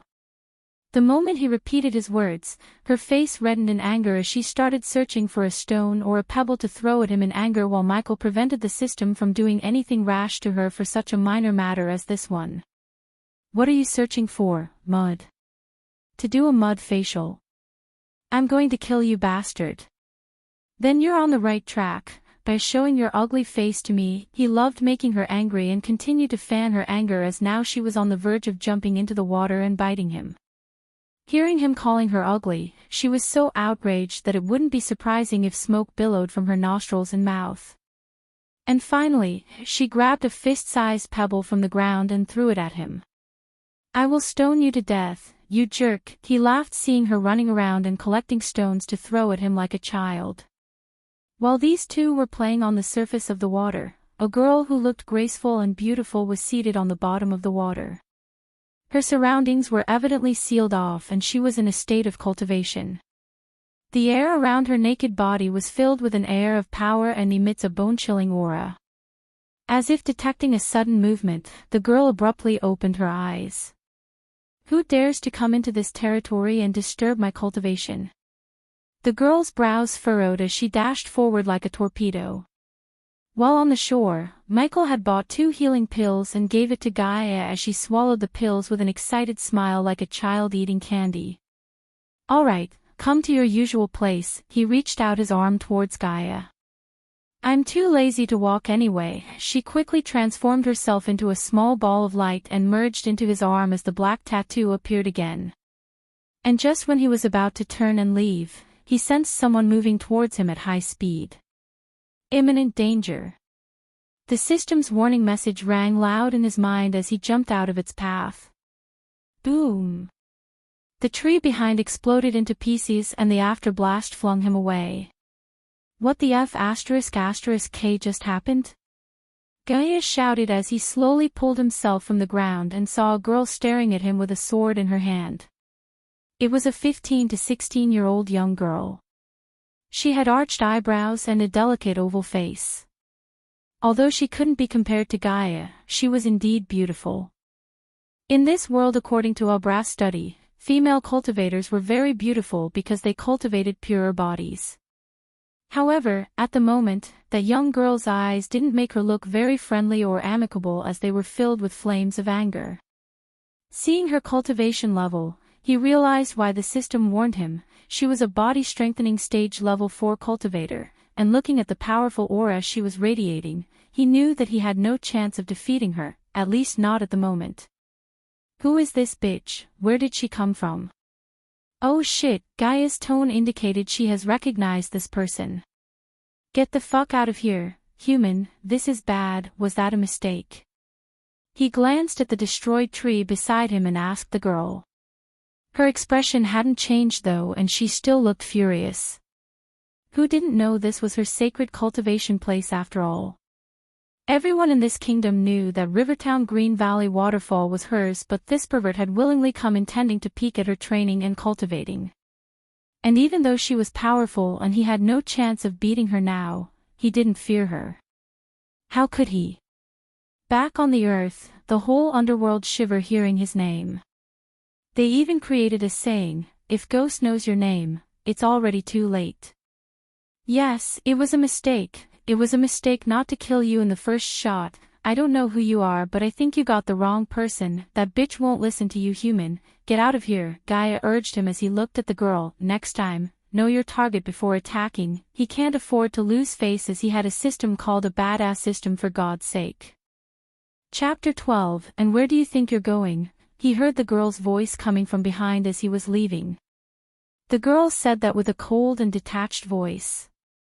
Michael turned around and saw her sword vibrating in her hands. Where do you think? Said Michael, looking at her angrily. He didn't know her or has any idea why she's acting like a bitch. It seemed like a misunderstanding and nothing more. Also, he even started to leave the place after she tried to attack him. She didn't reply as she adopted a battle-ready position. She raised her sword and fired the sword, which made a whistling sound. The golden sword broke the air and thrust towards Michael. System, give me a defense spell. Michael quickly fired up the system and ordered it to purchase it for him rather than him meddling through the shop because the sword was just an inch away from him. The system would only momentarily slow down the time and it couldn't stop the time entirely, so if he took too much time browsing through the system, the sword could penetrate his head and kill him because while he was using the system, he wouldn't be able to move. Does the host wish to buy upgradable or non-upgradable spell? Are you trying to kill me? Just buy an upgradable 1 inch, he shouted at the system. Ding! The host has successfully acquired responsive energy shield for 1000 badass points. His heart bled looking at the number of points he had to use because of this girl's temper tantrum and became extremely furious. Considering the power gap between the host and the enemy is too big, the system recommends the host to buy the lightning dash skill for 1000 badass points. I don't know what is going to kill me first. Her or the outrageous price of yours. Does the host wish to buy the lightning dash? Yes, buy it quickly. Ding! The host has successfully acquired lightning dash for 1000 badass points. He felt the mild pain in his brain as the system etched the working into his mind. At the moment, the sword was less than an inch away from his forehead, but suddenly the responsive shield activated and formed a mild blue color energy sphere around him. He closed the systems and just when he did that, the sword and his energy shield collided. The backlash pushed him back a few meters away before he steadied himself. Bitch, bitch, bitch. Gaia was shouting in his mind in anger looking at the girl. Do you want to kill me? His voice was filled with rage because if it had been his previous life, he would have been dead already. Yes, so what? The girl said as the sword flew right back into her hand. She didn't know what spell he used to escape her previous track, but it sure did annoy and fume her anger more.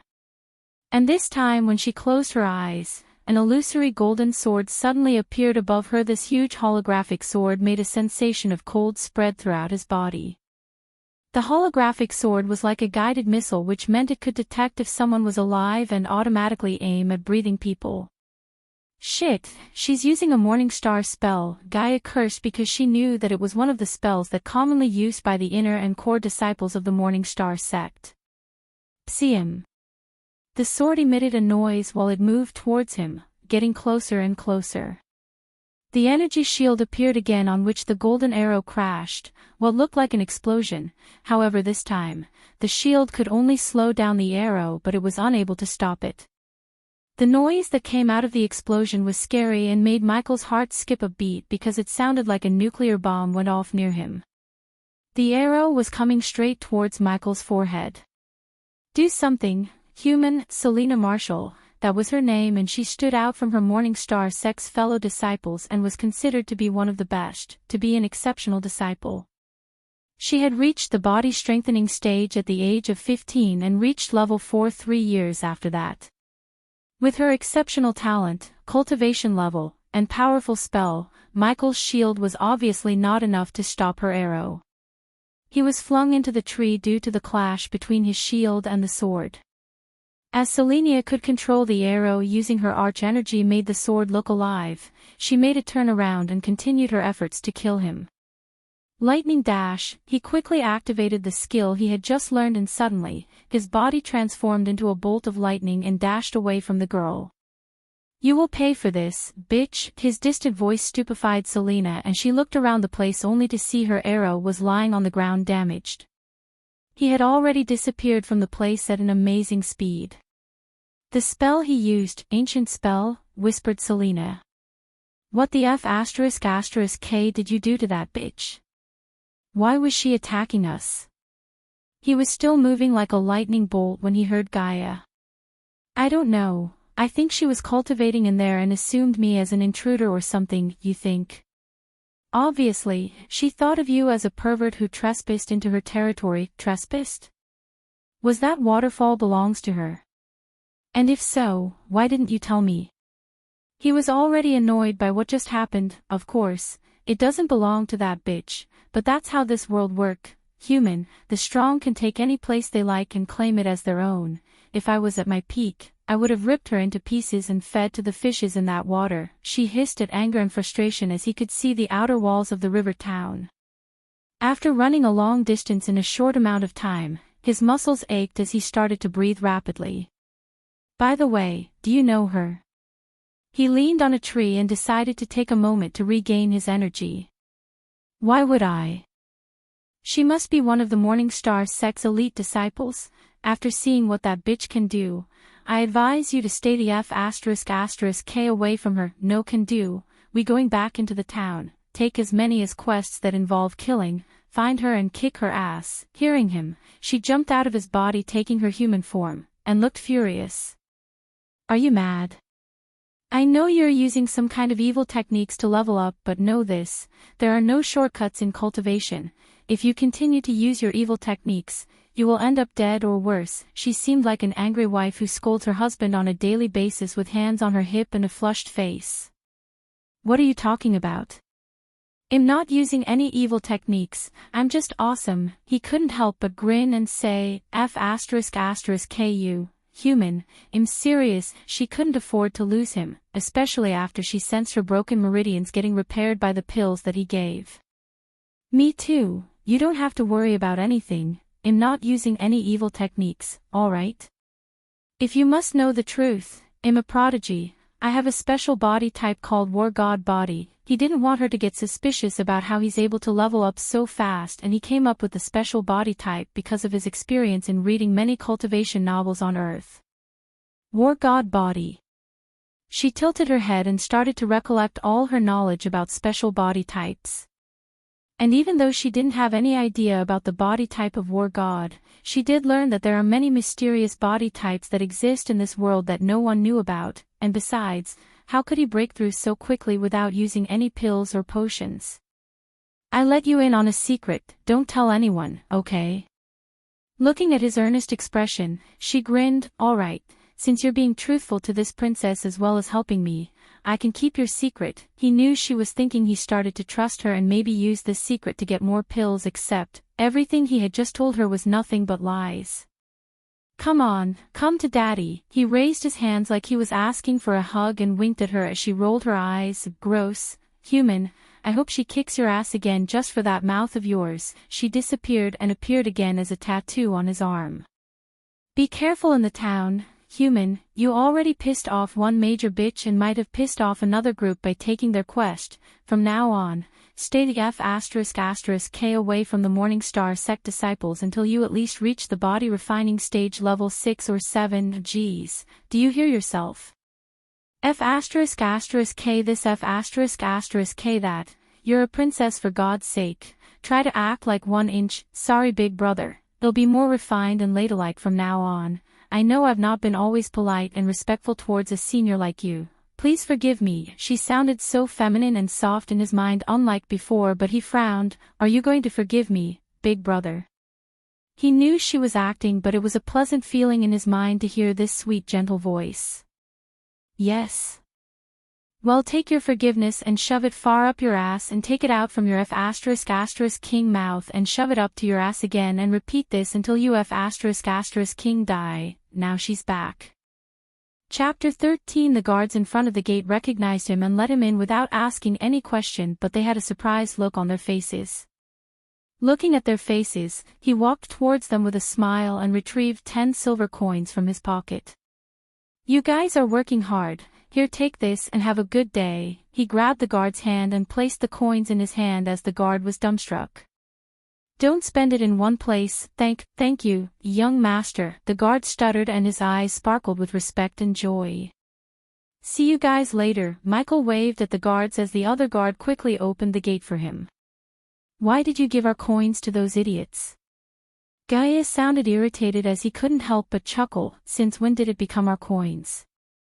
He emphasized the word "our" as she answered, don't be an ungrateful bastard, human, we're in this together, aren't we? You change your colors faster than a freaking chameleon, girl. Unlike yesterday, many shops including smithies and bakeries were open and more people were walking on the streets. I did that because it's always better to have contacts in various places. Having valuable contacts is as much as important as having money. You bribed them. I like it. Gaia approved with a small giggle since she too bribed many people in Nagaland to get what she wanted, but the royal family of Nagaland opposed her methods, calling it immoral.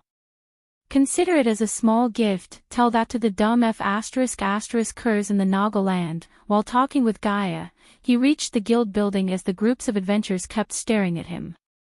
What are you looking at? You maggot, you said it yourself. They can't hear you. Just ignore them. Please save my mum. They'll pay you. Please, adventurers. And just when he opened the front door, he saw a little girl crying in the middle of the hall. The little girl's face was pale as her clothes were torn and dirty. Leave this place, peasant. You can't afford our services. What if they destroyed your village? You ants should have paid them. The youth wearing fancy armor was shouting at the girl while the other adventurers looked at the scene like they were watching a cinema with popcorn. Please, I can pay you. The little girl showed the youth a small silver pendant as everyone who saw the pendant started to laugh at her. But soon the youth's face turned serious. I don't want to get my hands dirty by throwing you out, so go. The little girl was shivering in fear, feeling the powerful aura he was radiating, but she shook her head. No, you have to help me. Mum said you all are heroes who help us. Lightning dash. Just when the youth lifted his leg to kick the little girl, Michael dashed forward like a lightning bolt and grabbed his leg. The girl squealed, seeing him suddenly appear before him. Get out of my face before I kill you. How heartless could they be? She was only a 6 or 7 years girl begging for their help, but these people were laughing at her misery.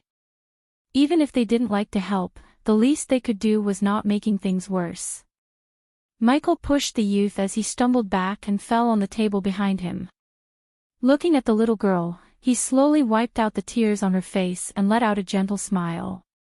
I'll help you, show me the way. He didn't take the pendant but put the pendant back on her chest. How dare, zzzzzzsh. When the youth stood up with a clenched jaw, Michael pointed his hand at the youth and shot bolts of lightning at the youth. Ding! Congrats to the host for killing a body refining stage, level 6 cultivator. The reward is 4,500 experience points as well as 300 badass points. The scene dumbfounded the adventurers and the guild staff as their faces were full of shock. Just one move was able to do this. They saw a huge burned hole in his chest and there was still smoke coming out of his dead body. He had dispatched a body refining stage, level 6 cultivator in a single move, and he was only a foundation stage level 9 cultivator. How? How was this possible? Michael already closed the little girl's eyes with his one hand and looked at the others to see if anyone dared to step forward to avenge the youth. The remaining members of the youth's group were shocked as well as their mouths opened wide in fear.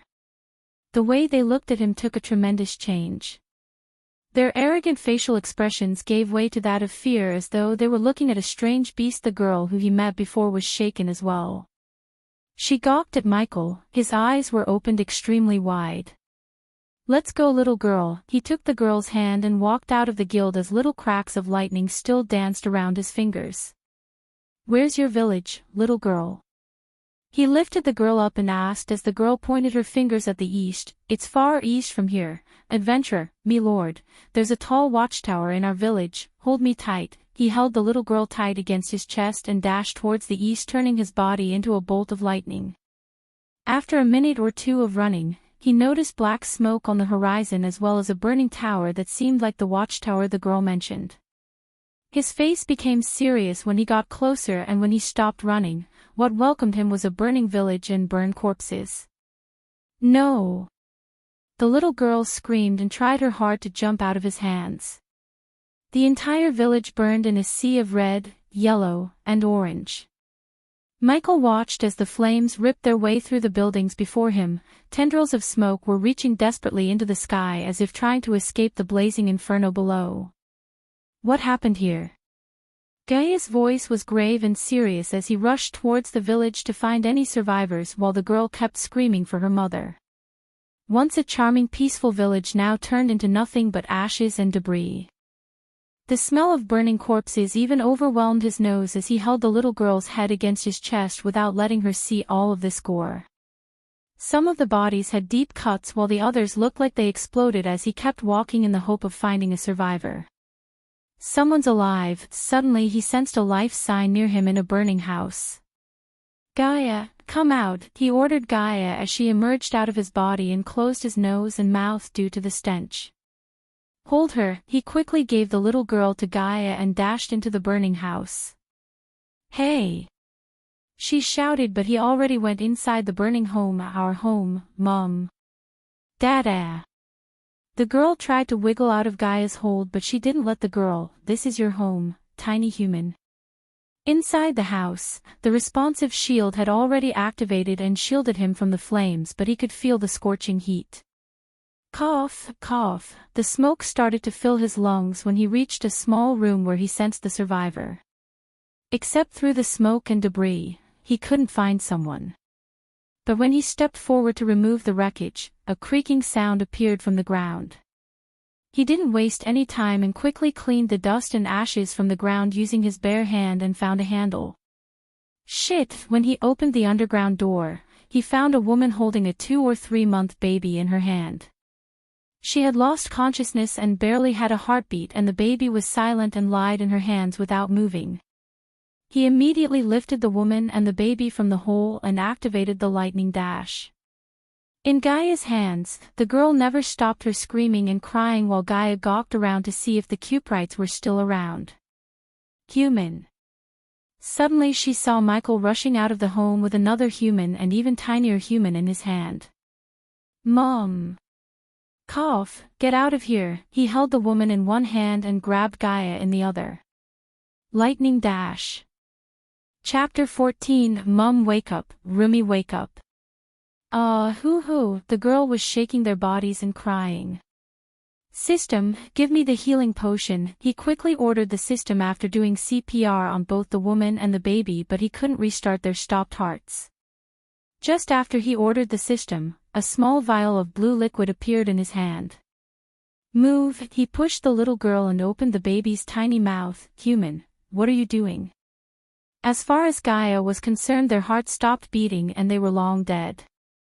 But at first, he was pumping their chests and now he was pouring some liquid into the baby's mouth. She couldn't guess why he was doing this. However, her eyes went wide when she saw the color returning to the baby's body as the tiny human moved its legs. He was in no mood to rejoice. He needed to save this little girl's mother or they would turn into orphans like him. Without thinking about the preciousness of the healing potion, he poured every last drop of it into the woman's mouth and waited for her to wake up. Cough. After a few seconds, the woman suddenly opened her eyes and coughed a lot of blood.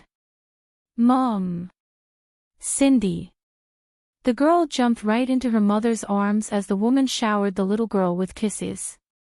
The baby also began to cry and announced its presence to the mother. Rumi. Gaia and Michael stood silent on the sidelines waiting for the three of them to finish crying. Ding. Congratulations to the host for saving the people in need. The reward is 300 badass points and the windblast skill. The system's voice appeared in his mind, but before he could check out the windblast skill, the woman shouted. The children. Suddenly the woman's eyes widened as she cried out loud, Young Master Rion, the children. She was pointing in the opposite direction of the village, to be exact the River Cider. What? There are survivors, yes, young master, please save them. Hey system, do I get rewards for saving people too? It depends on the people or person who need help. Host, what do you mean by that?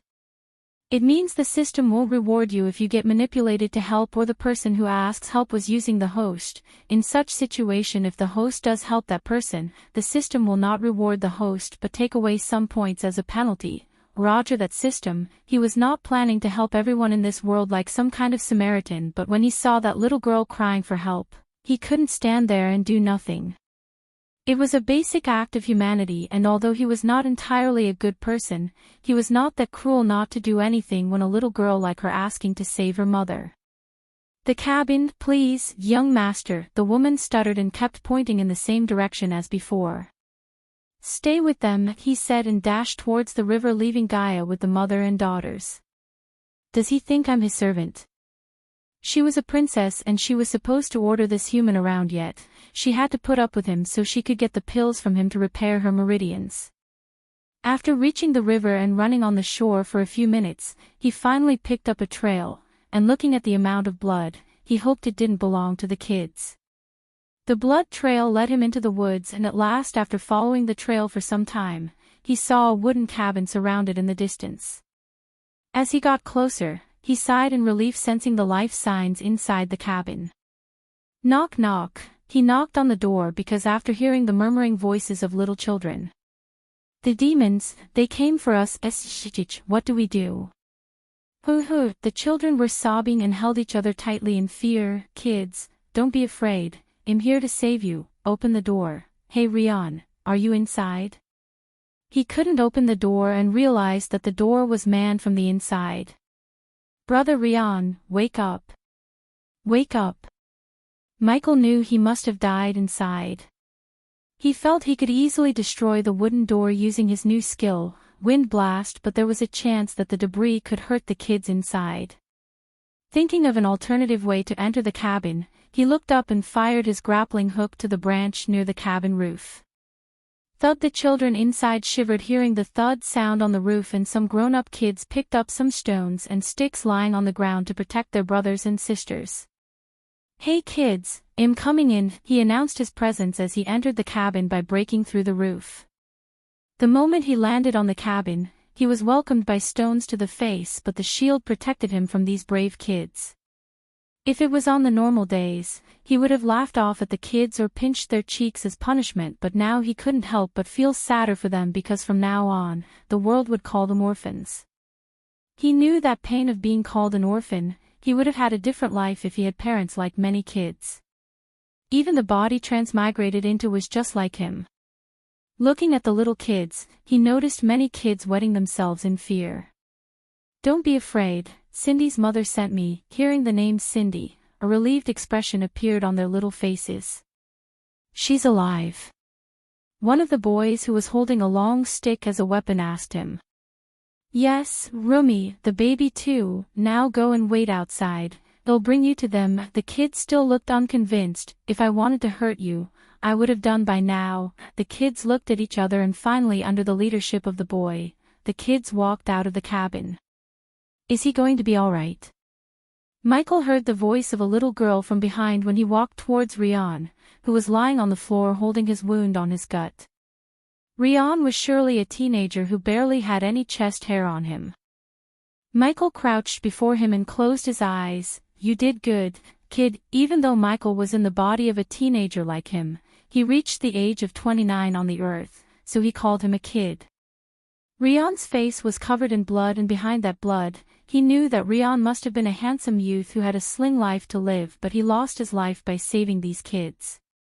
Sunrise Sect. On his torn robes, he noticed a badge on his chest, and wiping off the blood from it, he read. Rest in peace, kid. They will suffer for this, and this will be my payment. He clutched the badge and said as he lifted Rian's body to bury him properly. His body was not in the condition for him to take it to his sect and bury there. He's dead, isn't he? When Michael stepped out of the cabin with Rian's body in his arms, the boy silently asked him. Yes, now follow me. The children silently followed him. They didn't speak or utter any words. Brother. No. Young master. The boy left the group and came to him while he was leading the group to the village. I'm not a young master, kid. You can call me brother. Simply the word young master felt awkward when it came out of this boy's mouth, so Michael told him to call him brother. Oh, the boy nodded. Brother, what about the other kids in the village? Did you save them too? The moment he heard the boy, his heart skipped a beat as he halted his steps. Before he left the village, he spent 50 badass points to scan the entire village for life signs, but the system did not find any except for Cindy, her mother, and the baby. If these 20 kids weren't the only kids in the village, that meant only one thing: they were killed by the ones who massacred the village or lost their lives to the fire. Thinking about those murderers, his killing intent skyrocketed and his nails started to dig into his palms in anger. Wait till I get my hands on those bastards. He gritted his teeth and continued to walk. System, give me a paralyzing poison. Chapter 15. He was leading the kids to the village when he saw Gaia, Cindy, her mother, and the baby in midway. Roy! Cindy! The girl shouted at the boy as the children quickly ran towards Cindy and her mother crying and sobbing. Young Master Rion, Cindy's mother, came to him and she couldn't hold back her tears looking at the lifeless body of Rion. It was a good thing you came here. The kids shouldn't see the village. They have already been through enough. Thank you, young master. No, Michaela shook his head and stepped back when she crouched to grab his legs to thank him. Just take care of them. I will be back soon. Gaia too followed him right behind to the village, leaving everyone behind. It was the Blood and Bones sect. Human. Why? The reason was a surprisingly simple one. Human. According to the woman, the Blood and Bones sect was taking their coins in the name of protection fee. Protection from what? From nothing. They were just using the reason to milk these villagers, and recently they raised the protection fee. She air quoted the words protection fee and continued, the woman said they were barely able to pay the previous fee, but when they raised it, they simply couldn't scrape together enough coins, so they asked for more time. They didn't give time, did they? Gaia shook her head hearing him. Yes, instead of giving them time, those F*****curs decided to use the villagers as human dummies and let their students practice spells on them. Because she was walking behind him, she was unable to see the killing intent in his eyes as she went on. If it wasn't for the human in your arms who killed some of their students and led the remaining children away from the village, those tiny humans would be dead too. What are you planning to do, human?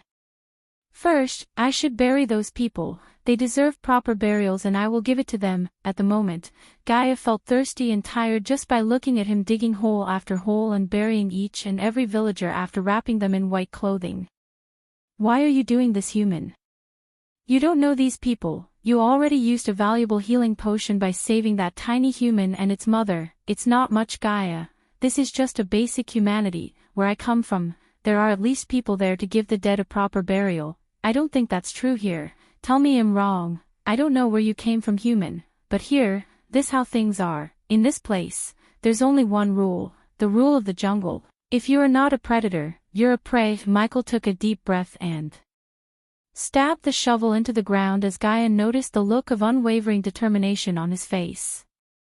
Then I will be the strongest, most powerful predator this world has ever seen and hunt every dirtbag in this world. Ding, congratulations to the host for setting a goal. The host will receive a reward of 450 badass points and a healing potion. Little by little, he started to apprehend the reason when he was sent to this world with the system. Until now, he had never thought that this world would be this much messed up where the strong could hunt down and massacre people like they were nothing. In his previous life, every person he killed was a crook or criminal in some way that they were better dead than alive to the world. Not once in his life he took an innocent life. Even a hitman like him had a moral code, but the cultivators in this world had nothing, not even a shred of mercy towards these poor people. He knew the little girl Cindy must have walked for hours to reach the guild and ask for help, but none of them were willing to help her but only tried to chase her away. If someone like Rion came sooner than he did, they could have saved more lives, saved more children. If he was on Earth, he would have paid a hefty sum to these people and left because he had no power back there to change the entire world. He was just a human, but in this world, he had the means to be the strongest. He had the most powerful weapon in this world, the system. The remaining bit of Abra's soul changed the way Michael looked at this world and influenced his mindset. After burying all these people, he understands his place in this world and realized what he needs to do. I'm going to do what I do best, kill people. Host, Michael. Cultivation level, Foundation stage, level 9 experience points, 24500/25,000 badass points, 2,000 current skills, lightning dash, level 1 ignition, level 1 wind blast, level 2 passive abilities, environment scanning, level 1 responsive energy shield, level 1 occupation, adventure status, healthy goals, be the strongest predator in this world. Subordinates, Gaia, loyalty level 10%, notable skills, above average in marksmanship, proficient in close combat. System, How many points to upgrade the energy shield? Level 2 of the responsive energy shield will be able to completely block all the body refining stage and body strengthening level 2 attacks. 1500 points required to upgrade to level 2. Do it. He didn't need another offensive type of skill or to upgrade the Ignitia, as he had the knife to kill anyone under the body strengthening stage level 6. In an all-out fight, the shield would be a lifesaver, so he didn't hesitate to spend the points and upgrade it. Gaia, did you ask the woman the location of the sect? Don't be rash, human. Although this sect was newly founded one, the woman said the sect leader is a body-strengthening level 2 cultivator. She thought he would be afraid or at least slightly shaken, but unexpectedly, he was grinning. It seems the universe itself want me to kill them. When he decided to upgrade his shield, he had never guessed it would make him invincible before them. With his shield, even their strongest, the sect master himself wouldn't be able to stop him from exterminating them. Gaia, his grin disappeared and replaced by a stern look. From this moment, on my path, I will kill a whole lot of people and make many enemies, probably powerful ones, so if you want, you can leave. He was 99.9% sure that she wouldn't leave, but he wanted to warn her, and if she chose to leave, he would let her. What the F*** K are you talking about?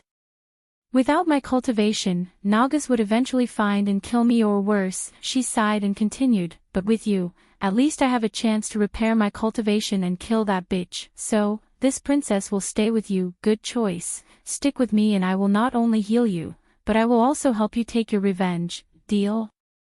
He reached his hand out as Gaia shook his hand with an ear-to-ear grin on her face. After burying the final body, he cleaned the sweat and stench off his body by bathing in the well and dried his clothes and body by creating hot air around him using the arch energy. Let's go. He took Gaia and went on his way to meet the children and the woman on the outskirts of the village. Young master, young miss. When the woman saw him and Gaia, she came running. Most of the children were sleeping while the baby in her arms seemed tired of crying in hunger. Is there any place you can take kids and settle down? No. Young master, the woman shook her head as tears started to flow out from her eyes, thinking about their future without her husband to provide for them. System, do you have grocery items and utensils to cook? The host should know by now that if the host has badass points, the system can provide the host anything. All right, the woman was startled looking at the vegetables, bags of rice, and utensils appearing out of nowhere before them. Don't refuse, take this and start cooking. When I come back, I will help you find a new place to settle down. He wiped the tears off the woman's face as the woman nodded and let out a gentle smile. Young master, what do we call our savior? Gaia looked forward to hearing his name since he had never told her his name, and obviously Ghost was not his name. In what that exists also doesn't exist, you can call me Ghost, ding. Congratulations to the host for successfully being a badass. The reward is 50 badass points and a teleportation scroll. Chapter 16, Sister Clara, do we have to invite this sinister sect to the ceremony? At the moment a group of 6 people was dressed in silver and yellow uniforms and their flying swords soaring through the air. The group had 3 boys and 3 girls. The prettiest red-haired girl in the group was flying in front leading the group, and when her junior sister asked the question, she nodded. Even though they use immoral techniques to cultivate, they are still a sect and we are obligated to invite them. If Gaia was here, she would identify them by looking at their uniforms. The 6 of them belonged to the renowned Morning Start sect of Breedia. Another pretty and sweet-looking girl in the group looked at the red-haired girl and spoke out softly, why do we have to do this? Wasn't this Orion's responsibility? Apparently someone was dumb enough to take a quest from the guild that Orion was looking to complete, so he was searching for that fool all over the river town. Oh? The girl sounded surprised hearing the boy beside her. Who was he? Which sect he belongs to? Sect? The boy snickered. He was a rogue cultivator according to the guild, and hear this, he is only a foundation-level cultivator. All the students present were astonished. Within this Breedia kingdom, nobody had ever raised a finger against them, let alone taking their quest. Besides, this person was only at the foundation level. I think he must have come from another kingdom, but it doesn't matter now. When Orion gets his hands on him, he's dead." The three boys' faces were filled with smiles as the girl frowned and moved near to Clara. "Sister Clara, can you do something?" He was obviously made a mistake by taking Orion's quest. Clara glared back at the girl and shrugged. With his puny cultivation level, he shouldn't even go to the guild yet. Not only he did go there but also took the quest without Orion's permission. It seems he has more arrogant than Orion, so we should let him learn his lesson. But Sister Clara, if he wasn't from Bredia, I'll tell Orion to leave him alive after he finishes punishing him, okay? Why are you trying to defend that fool? The girl showed the boys a wry smile and sighed. "I just don't want anyone to get killed over some minor mistake, that's all." "Shoot, we have entered the sect's premises." Clara looked at the empty ground in the middle of the forest and motioned them to shut up. The minute Clara and the group landed, more than 10 shadows emerged out of the thick forest and greeted them. "Welcome, welcome to the Blood and Bones, everyone." An old man in ragged clothing was leading a group of elders of the sect.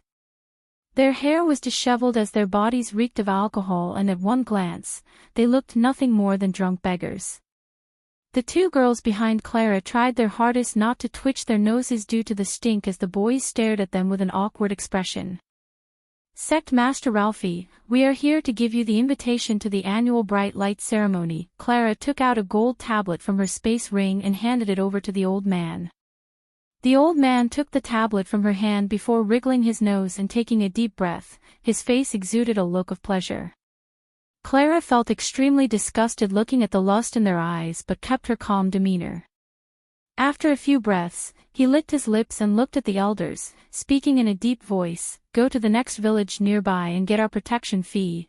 We can't attend the ceremony without gifts in our hands." The two old men behind him trembled and hurriedly replied, "Of course, Sect Master Ralphie. Well, gather some disciples and collect the fee before the dawn." Seeing the elders turn to leave the place after giving them a weird look, the girls stomached their disgust and waited for Clara to get the heck out of here. "Good." Having said that, the old man laughed, but when the elders were about to leave, the girls and boys saw a person wearing full black robes stepping out of the forest and entering the empty ground. Looking at the direction the disciples were staring, the old man turned around to see a youth walking towards them. He asked the Morning Star sect disciples, "Do you know him?" The disciples shook their heads cluelessly as Clara's brows furrowed when she saw the youth's cultivation level. The old man's expression turned cold as he smiled at the youth, killing intent radiated out from his eyes. He then waved a hand and instructed the elders, casting his glance at the youth in front of them. In a few seconds, Clara and the group saw 10 disciples of the Blood and Bones sect who wore blood-red robes appear on the empty ground and surround the black-robed youth. Ralphie directed his glance towards the youth and laughed coldly. "You have some guts to trespass into the Blood and Bones sect. Brat, do you have a death wish or something? Why are you here?" "I'm here to send all of you to hell." Master Song puckered his eyebrows as the elders opened their mouths in shock. At the same time, the group of Clara had curious and suspicious expressions on their faces as well. One of the girls asked quietly, "Sister Clara, who is he? Where did he come from?" The few of them looked at each other before shaking their heads. "I've no idea, but he seems to be mad, walking here with his foundation-level cultivation." The few of them were thrown into a hushed discussion as they occasionally glanced at the black-robed youth, each with their own thoughts formed of him. "Since you're so adamant in dying, let me grant your wish." A muscle mountain blocked Michael's way with a wicked smile. His biceps were bulging out holding a 6 feet heavy golden axe. Shit human, he must be eating entire boars and buffaloes for breakfast. Compared to the muscle mountain before him, he looked like a little lamb. Polch, but suddenly the bulky man's eyes widened as he dropped his big axe on the ground. A few seconds after, he too dropped on his knee and the students around him saw a black knife sticking out of his heart as blood was oozing out of the wound. When he retrieved the knife, he kicked the axe as the huge axe landed in his hand. Ding! Congrats to the host for killing a body refining stage, level 6 cultivator. The reward is 4,500 experience points as well as 200 badass points. Indeed, for a moment, all of them were astonished as Clara's group froze in their places. They watched on with gaping mouths as Michael transformed himself into a bolt of lightning and charged straight at the group of blood and bone sect disciples who were surrounding him fearlessly. Pulch, pulch, pulch. They couldn't see Michael's body, and the only thing they could was the lightning bolt in the middle of the group. Every time the bolt of lightning came near a disciple, hot blood splashed onto the ground. In a few seconds, they witnessed Michael stop his steps as the disciples who were surrounding him a moment ago was now laying on a puddle of their own blood. The 6 of them from the Morning Star sect were dumbfounded as their faces were full of shock. Just in a mere moment, he was able to do this. They're moving. The pretty girl behind Clara pointed at the disciples and said as everyone looked closer at the disciples. All of their legs were cut or chopped off in a most horrible way. The broken bones were sticking out of their legs and made the girls nauseated. Bastard! Ralphie's anger erupted within him like a volcano as his scream echoed through the forest and chased away all the birds resting in there. In that instant, even without needing Ralphie to shout at them, the blood and bone sect disciples rushed towards Michael with faces of evident rage. Chop them off, human. With his blood-dripping axe on the shoulder, Michael stood there with an evil smile and waved at them to attack him together. Ding! Congratulations to the host for successfully being a badass. The reward is 100 badass points. Ignitia. He fired lightning bolts from his one hand at the weaker disciples. The lightning bolt was aimed at their legs, and the lightning bolt completely burned their flesh as the bones started to become visible. Lightning dash. Before the stronger disciples cast a shield spell, he again turned into a bolt of lightning and dashed at them. Whoosh! In the next moment, he appeared behind a single cultivator who was trying to attack him. A wicked smile appeared on his face as he asked, "I'm behind you." The disciple's eyes gaped wide open as if he had just seen a ghost and was in a state of panic. In a flash, Michael brought the wrath of the axe down upon him, chopping his 2 legs completely off of his body and sent the limbs flying towards the elders. Soon after, the lightning arcs beneath his feet seemed to jolt and dance like streaks of lightning in the sky. He then turned to the next disciple. "I'm just getting started." Chapter 17. After a few breaths of moments, the empty ground was full of anguished cries of agonies and pleas for mercy as well as blood and limbs. With a pair of bloodshot eyes, Michael's heart was filled with rage and killing intent. The more he chopped off their legs, the angrier he got as he released all of his pent-up rage, burying those little children on these disciples. He completely ignored their pleas for mercy and threats. He knew that these were animals roaming on this planet and all deserved to die. He knew that he had to make them feel what the villagers and the little children felt before they died. At the same time, his mind was filled with continuous sounds and alerts made by the system. "I will kill you, bastard." Ralphie couldn't hold his anger anymore by looking at all his crippled students lying in their own pool of blood. The elders were quite shocked seeing his weird spells and techniques, but they knew if they didn't move now, Ralphie would kill them. "Bring it on." He laughed loudly as he held onto the axe and charged towards the elders who had looks of fear and surprise etched across their faces. Looking at his speed, they halted their movement in shock and didn't move an inch. At the very last moment, the elders regained their senses and started conjuring different spells in a bid to defend themselves, but were still scared stiff. Regardless of whatever spells or skills they cast, they couldn't reach him through his shield. After their fruitless attempts to kill him were made apparent, they stared at the golden blade of the axe as they felt immense pain. At the next moment, their bodies dropped on the ground and a couple of blooded legs were lying before them. How could their puny spell damage him? He spent 2,500 badass points on the shield, and among the body-refining stage cultivators, he was invincible. Clara's group was wide-eyed, completely astonished, and somewhat started to become afraid of him. "He's too strong and fast." The elders didn't even have the chance to cast a defense spell on them, one of the boys whispered to his friend. "He's too strong. He must have been concealing his cultivation level from everyone else. Did you see that he went from foundation level to body refining stage, just like that?" He must be using some sort of concealing spell to hide his true cultivation level and playing mind games with them. Could he be a body-strengthening cultivator? Based on his powers, he has to be. He was chopping the legs off the rest of the disciples while Ralphie seemed to hesitate to attack him. The system was repeatedly beeping in his mind, informing him of the rewards he had received. Cling at the very end, Michael slammed the axe down onto the ground and stood in the middle of the half-dead disciples and chopped legs. He then shouted out loudly at Ralphie, "Are you going to attack me or what?"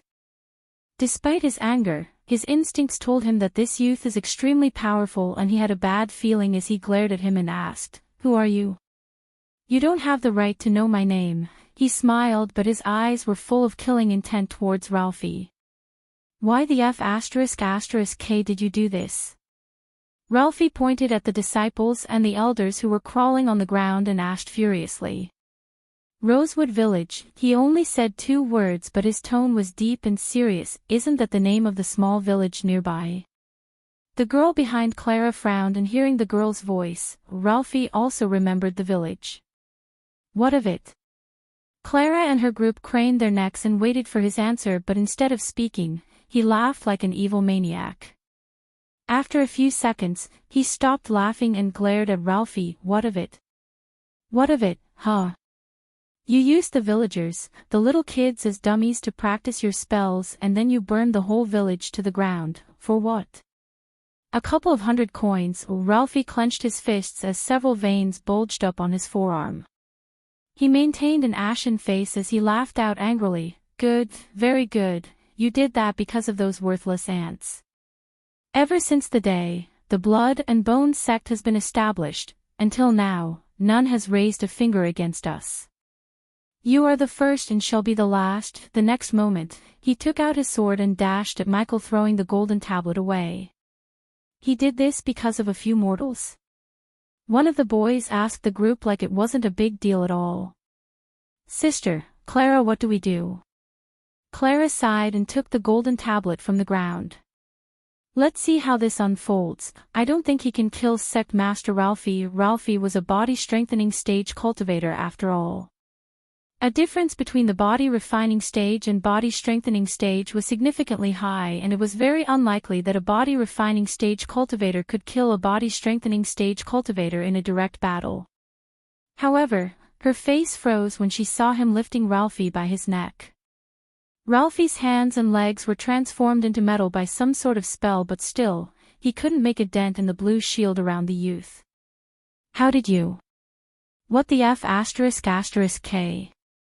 Gaia was extremely astonished looking at his power. She was expecting a battle between him and Ralphie, but now the body-strengthening stage level 2 cultivator was gasping for air in the human's hands. "I will make you watch them suffer." As he said, he dropped the axe and took out his knife. Gaia noticed a green shade on the blade's surface. "Release me." Ralphie struggled to utter these words as Michael laughed out coldly. "Shall we start?"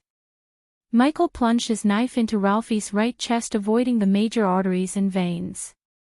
When the knife entered his body, he felt a chill run down his spine and his body turned numb except for his mouth. After paralyzing Ralphie, he put him down as the old man asked, "What did you do?" "You should worry about what I'm going to do. Can you guess?" He laughed and kicked Ralphie in the gut. "Bastard, I'm going to burn your precious sect members alive." The minute the words were spoken, everyone present froze as they were all completely shocked and stunned. Some of the disciples and the elders whole were crawling without legs and had looks of intense fear despite the pain they were feeling. The girls behind Clara was terrified as well, as they shouted out anxiously, "Brother, don't be rash. Please calm down and be rational. You already shed enough blood and crippled their cultivation. That's just worse than death for a cultivator. If you kill and burn them, you will be no different than the Blood and Bone sect." Clara nodded and shouted without stepping on the blood-soaked ground. But he had already turned himself into a bolt of lightning as they witnessed the bodies of the disciples were piling up on the center of the ground. "Don't listen to these bitches, human, you're right, we must slow roast them in the fire." like chicken. You're wrong, he said when he stopped moving as Clara's group had a bad feeling looking at his face and the killing intent in his eyes. Worse than them, red color can appeared in his hand. The girls twitched their noses smelling the strong stench when he started to pour the liquid on the growling bodies of the elders and the disciples. No! The minute Ralphie screamed out in terror, the lightning bolt from Michael's hand hit the pile. The group was so terrified that the two girls screamed out in horror. Their expressions were aghast, disbelieving of whatever they were looking at. The dark red flames were burning as high as a full-grown tree while they could feel the heat coming from the flames. Even Clara, who participated in many battles as well as the boys, were horrified. It took them a long time to regain their initial composure. Ding! Congratulations to the host for successfully being a badass. The reward is 200 badass points, ding. Congrats to the host for killing a body refining stage, level 6 cultivator. The reward is 4,500 experience points as well as 200 badass points, ding. Congrats to the host for killing a body refining stage, level 7 cultivator. The reward is 5,000 experience points as well as 200 badass points, ding. Congrats to the host for killing a body refining stage, level 8 cultivator. The reward is 6,000 experience points as well as 200 badass points, ding. Congrats to the host for killing a body refining stage, level 10 cultivator. The reward is 7,000 experience points as well as 200 badass points. Several beeps of the system kept ringing in his mind as his gaze was now landed on the main culprit, Ralphie. Chapter 18, I will kill you. I will kill you, bastard. Ralphie's eyes turned blood red as he screamed at Michael. Human, what are you planning to do with him? He didn't answer Gaia but walked towards Ralphie with a wicked smile on his face. I'll make an example out of you. Shut up, Michael punched Ralphie using his full strength as his two front teeth flew out of his mouth. What is he going to do? The girl stuttered and watched him wrapping Ralphie's body in with white clothing like a mummy. Aren't we going to roast him in this fire, human? No, hey look, that young master is coming. What is he dragging? The two guards at the city wall noticed Michael and came out of their little tent and waved at Michael. Hey guys, Michael waved back at him and deeply exhaled. Guys, give me some water. The pair of guards were awe-stricken and stupefied hearing him. You don't have some? We do. But young master, the two guards had a perplexed look on their face. We are just commoners and you're a noble, one of the guards slowly said as Michael shook his head. K that, aren't we all just human? Go bring me the water, I'm thirsty, go go go. He chased one guard and looked at the other. And you, come help me with this. They couldn't talk back to him but the guards were astonished. While the guard went to bring water, the other guards stepped forward to help him. Were you hunting in the woods, young master? His clothes were full of bloodstains and the thing inside the white cloth seemed like his game. Sort of. The guard saw a long pole appear before him while the other guard brought him the water in a leather flask. Gulp gulp gulp. Taking the flask, he started to gulp the water to quench his thirst as the two guards mistook Ralphie for an animal and kept poking him. What kind of animal is this? It's almost looking like a human. Young master, what is this? Is this a divine beast? Divine beasts were animals that had the talent to cultivate and they were very different from normal beasts. It's worse, it's the headmaster of the Blood and Bones sect. The two guards looked at one another, aghast. Their eyes were filled with shock and they were left speechless for a long time. Young master, you shouldn't joke like that. If those evil people heard you, they will hunt you down. Tell these idiots what we have done. Hee hee. Gaia giggled and she couldn't wait to see their look when they see what's inside the white clothing. Come, lift this up. They had no idea what he planned to do by tying the thing to the pole and lifting it up. At the distance, Clara's group reached the city walls and saw Michael hanging Ralphie on the pole in front of the city gates. Young master, can you tell us what is this? See it yourself. Michael pulled the white clothing by its end and unwrapped Ralphie like a gift box. When they saw Rapalfi's face and the badge of blood and bone sect on his chest, they were speechless and their eyes widened and looked like they could pop out of their sockets any second. Little bastard. Let me down. Young master, they took a step back from Michael as their bodies started to shiver in fear. Ding.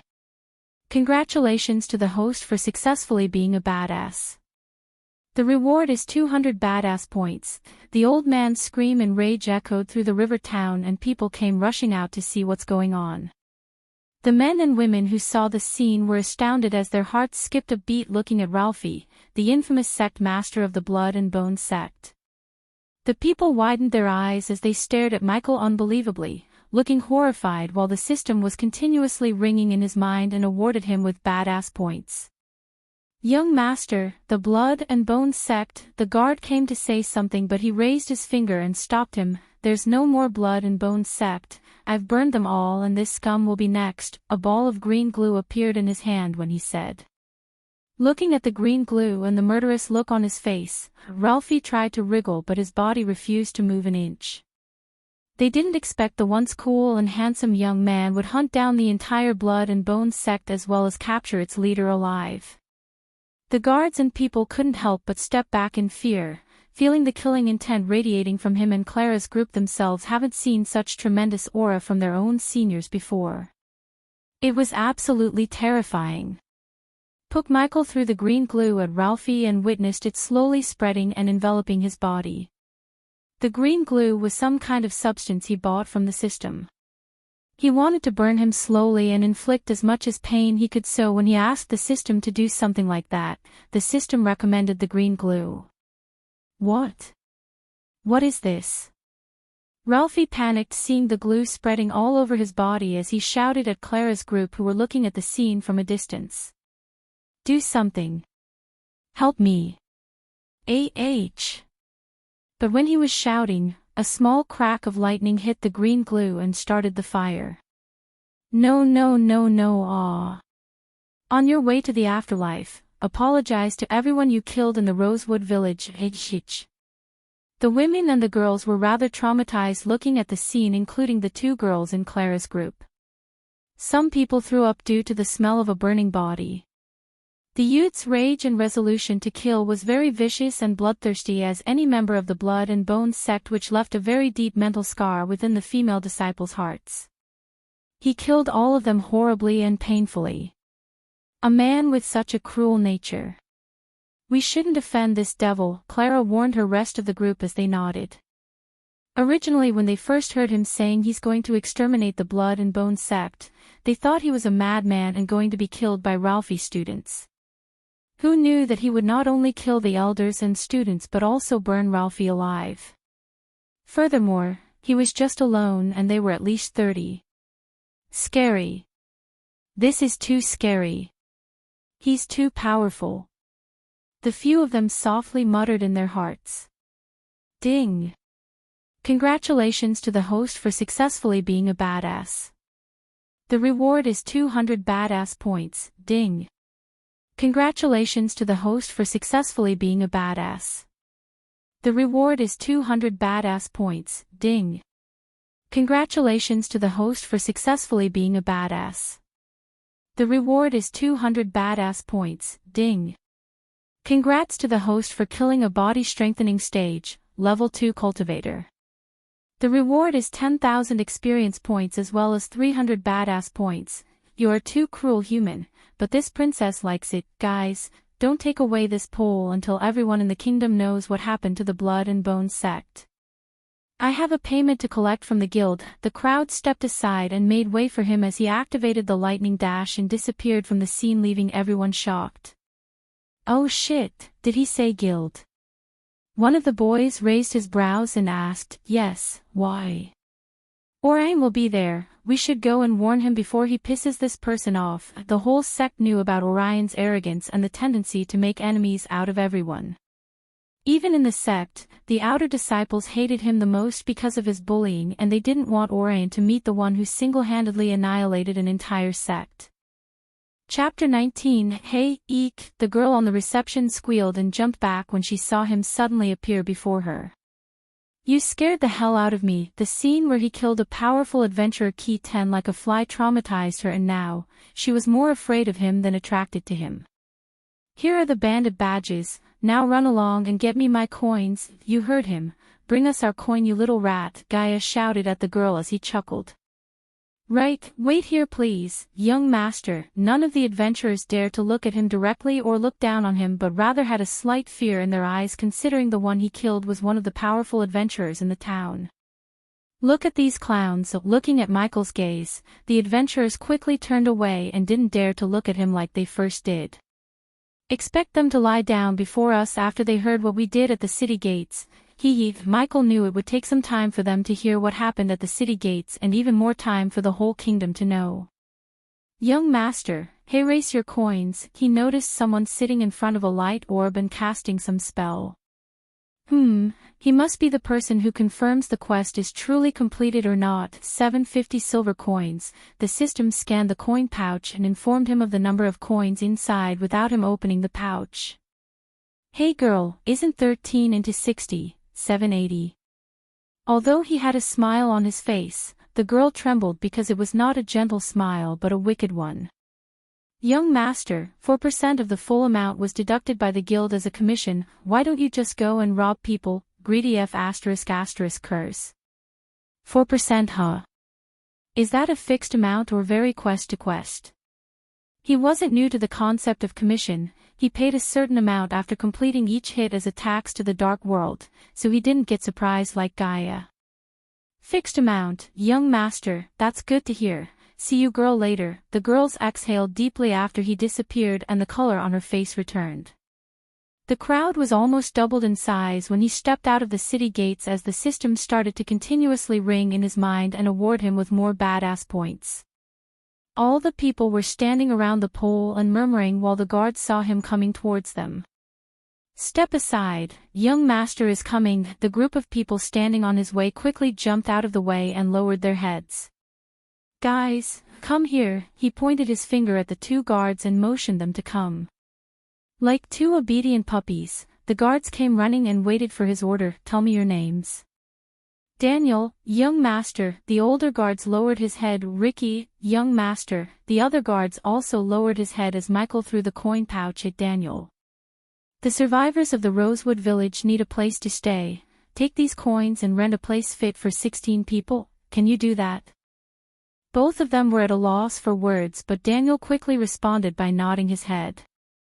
I'll be ready, but young master. Daniel scratched the back of his head and looked curious. You haven't told us your name yet?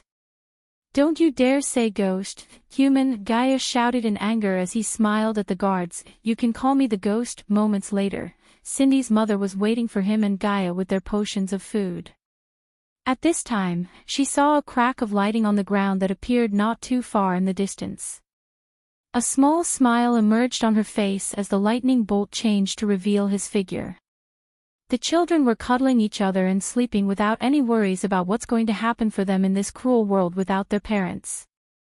Young master, did you eat? The woman nodded and picked up a bowl of chicken rice porridge.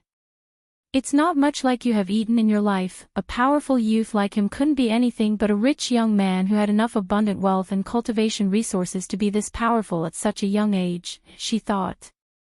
If you must know, I'm not a noble or lord of anything but a commoner just like you and these children. He took the bowl from the woman's hand and sat on the sandy ground. Wow, his eyes sparkled when the porridge touched his taste buds. He had never tasted something like this in his previous life, and he had eaten in any prestigious 5-star hotel and Michelin star restaurants on the earth. But he didn't give any fancy ingredient or anything special, yet, the woman before him turned the usual ingredients into something special. This is delicious, lady. What's your name, by the way? She was bewildered hearing his comment. It was just a normal porridge that had chicken pieces in it, but looking at his expressions, she couldn't see any sign of him lying.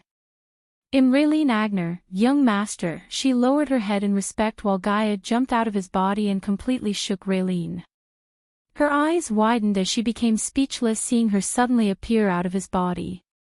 You want this prink? Just shut up and eat it. He interrupted her before she could finish her sentence and insult Raylene. How? Growl. She raised his finger angrily, but soon her face turned red in embarrassment because of the sound her stomach was making, breathing the aroma of the food. It's not the growl. She clenched her stomach tightly and tried to silence the sound coming from her stomach, but she ultimately failed. Here, don't embarrass yourself further. He took another bowl and handed it over to Gaia. She was already hungry when he chucked all the food in the inn, but her princess pride prevented her from asking for food. It has been almost a week since she ate something, and smelling something delicious as this, she couldn't hold her craving anymore. Taking the bowl in her hands, she gawked around and stood still like a confused child. Are you expecting a throne, princess? Sit your ass down here. His shout made Gaia's knees go soft as she sat on the sand with him. As she moved the spoon near her mouth, the fantastic smell of porridge wafted into her nose. Suddenly her appetite became out of control. She opened her mouth and took a bite, and the next moment, her eyes widened in disbelief. The delicious taste, including the scorching aroma of the chicken and the sweet and sour tang of the rice, tickled her taste buds instantly. My gosh! This is too delicious. A simple porridge like this, which was so ordinary in appearance, had become so attractive to her. However, the system notified Michael that the ingredients it gave were extremely high quality, and everything was filled with pure arch-energy molecules that made this porridge so much tastier. How else a simple porridge like this could be this delicious? Gaia, how is the food? He asked her at that moment. However, she had no time to answer the question as she devoured the porridge quickly. It seemed as if she was still longing for more. It is so good? He asked her with a grin, but he didn't wait for her answer as he turned to look at Raylene. Raylene, we are going to the river town and I made arrangement for your stay. Soon I will find a more permanent home for you guys. Tears rolled out of her eyes thinking about everything this stranger has done for them. Her tears, however, disappeared when a gentle wind blew on her face. You shed enough tears for one day, even though it will be hard. Try to forget about everything that happened. Chapter 20. The sky was turning dark and the bright stars were starting to come out while the gentle breeze of the evening wind was gently blowing. Look over there, the young master is coming. Who are those children behind him? Daniel and Ricky saw Michael, a woman, and a group of children of different ages walking towards them. They must be the survivors of the Rosewood village. As a commoner who was born and raised in a village like Rosewood, Daniel felt sad for those people. Many rulers and kings wouldn't raise a finger for a sect like Blood and Bone massacring the commoners, thinking it would damage their relationship with the sect. This was the first time that someone actually did something against a sect like the Blood and Bone. They still couldn't believe that the bones of the sect leader are hanging from a pole outside the city gates like a weird decoration. The entire river town was in turmoil hearing the news about the extermination of the sect, and by tomorrow night, the entire kingdom would know what happened to them and the person who killed them. At that time, Ghost would become just as famous as many popular adventurers and disciples. Next to Michael, the ones who profited more in this situation was none other than the two guards, Daniel and Ricky. Before Michael came to Rivertown, they were just two trash soldiers in the king's army sent to watch over this faraway land by the king of Bredia. They had no respect among the adventurers or the disciples of the various sects who come to the river town. In the other towns and cities, the guards had more prestige and would get a nice discount anywhere they went, but here, even the tavern owner wouldn't even give them a small discount on ale and food. However, now their reputation and respect skyrocketed as everyone in the town started to show them overwhelming respect because of Michael. Now Daniel and Ricky were not just guards but the minions of the Ghost, the one who single-handedly massacred the infamous Blood and Bone sect and burned the sect leader alive. While they were hunting for a large place to rent for the Ghost, the people and youths came to them asking about the Ghost and their association with him, and unlike Daniel, who tried to keep his mouth closed, Ricky bragged about their connection with the Ghost. He even bragged saying he and the Ghost shared drinks, which was somewhat true. As she got closer to the city gates, Raylene saw a white skeleton hanging from a pole. She suddenly felt spooky and terrified looking at the skeleton. Do you see that skeleton? It's the sect leader of the Blood and Bone. In that instant, Raylene completely fell into a daze. Every single word was punctuated clearly within her ears. Young master, you killed him. Yes, Raylene's eyes still had that look of sheer shock as Daniel and Ricky came running. Young Master Ghost, the owner stated an outrageous price, but we haggled and closed the deal for 300 silver coins, Ricky proudly exclaimed and handed over the coin pouch to Michael. Good job, here keep this. He took 20 silver coins against Gaia's shout and gave it to Ricky. Share it later, now help them settle in the place. I have to check in with the tavern. Brother, aren't you coming to stay with us? Cindy pulled his sleeve and asked him as he ruffled her head playfully. No, but I will stay very close to you, Cindy, young master. But Raylene was already in shock after hearing that he had spent 300 silver coins for them, and why did he have to stay the night at the inn while they stay in the house he rented with his coins? No, it won't be right for me to spend the night there. People tend to spread nasty rumors when a single mother stays the night alone with a young man. It would affect both her and Cindy in the future, so he decided to stay in the tavern.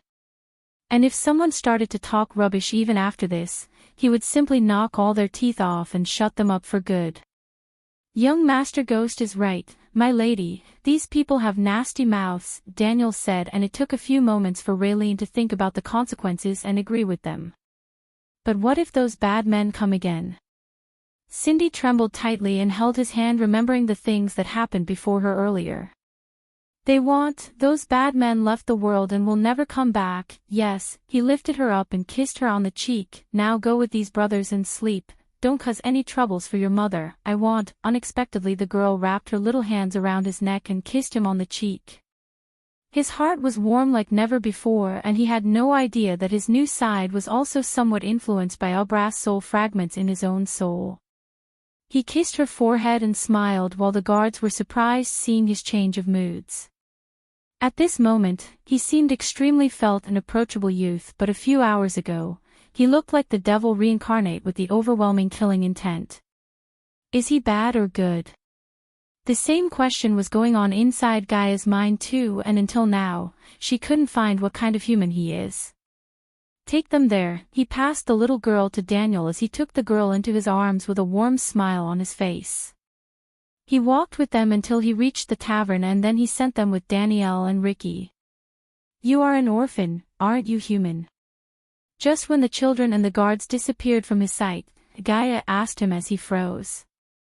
Don't try to deny it, human, I see the way you look at them, human, it's the look of someone who grew up without parents. Well, you do have some brain, princess. I'm surprised, thanks. Wait.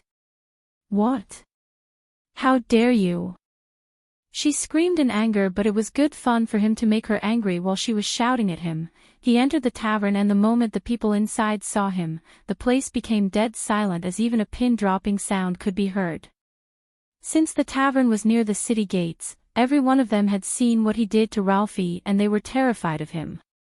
Young Master Ghost, the waitress who had a wide smile on her face the other day, now was shivering and trying to let out a fake smile. Relax guys, I only kill those who piss me off. Are you guys trying to piss me off by being silent? We are in a tavern, for God's sake. No, young master. The waitress quickly shook her head while the patrons in the tavern returned to their usual self little by little. Although the tavern was not as loud as before, still it was better than the dead silent. A group of 3 adventurers was occupying the table he sat before, but seeing him coming towards them, they quickly stood up and left the table. That's right, bitches, run. Chapter 21. The waitress welcomed them attentively. She accompanied to his table in the corner of the room. The way she looked at him now was a look filled with fear. This youth was really terrifying.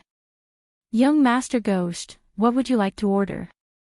Give me the green salad and hot water with lime. Considering he had already eaten and not very hungry, he ordered the salad on the menu before going to sleep. Keep the balance. The waitress was startled when he paid for his meals, even after becoming super scary and famous. Normally powerful cultivators and adventurers not only wouldn't pay but might demand coins using their power. The ghost's reputation in Rivertown after what he did outside was more than enough to make them cough out their today's earnings, but surprisingly he paid for his meals and even gave her considerable tips. The bartender gave her a quick glance and shook his head, telling her not to charge him.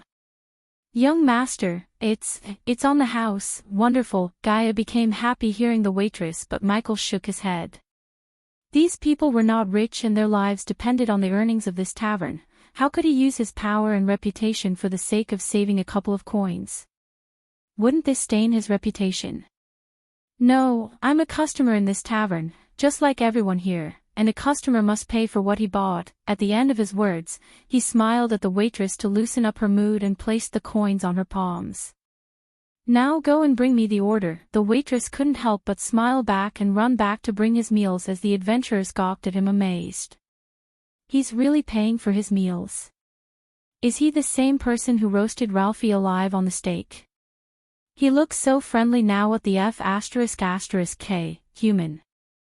They should be paying US for not wrecking them. While the adventurers were staring at him, Gaia screamed in frustration inside his mind.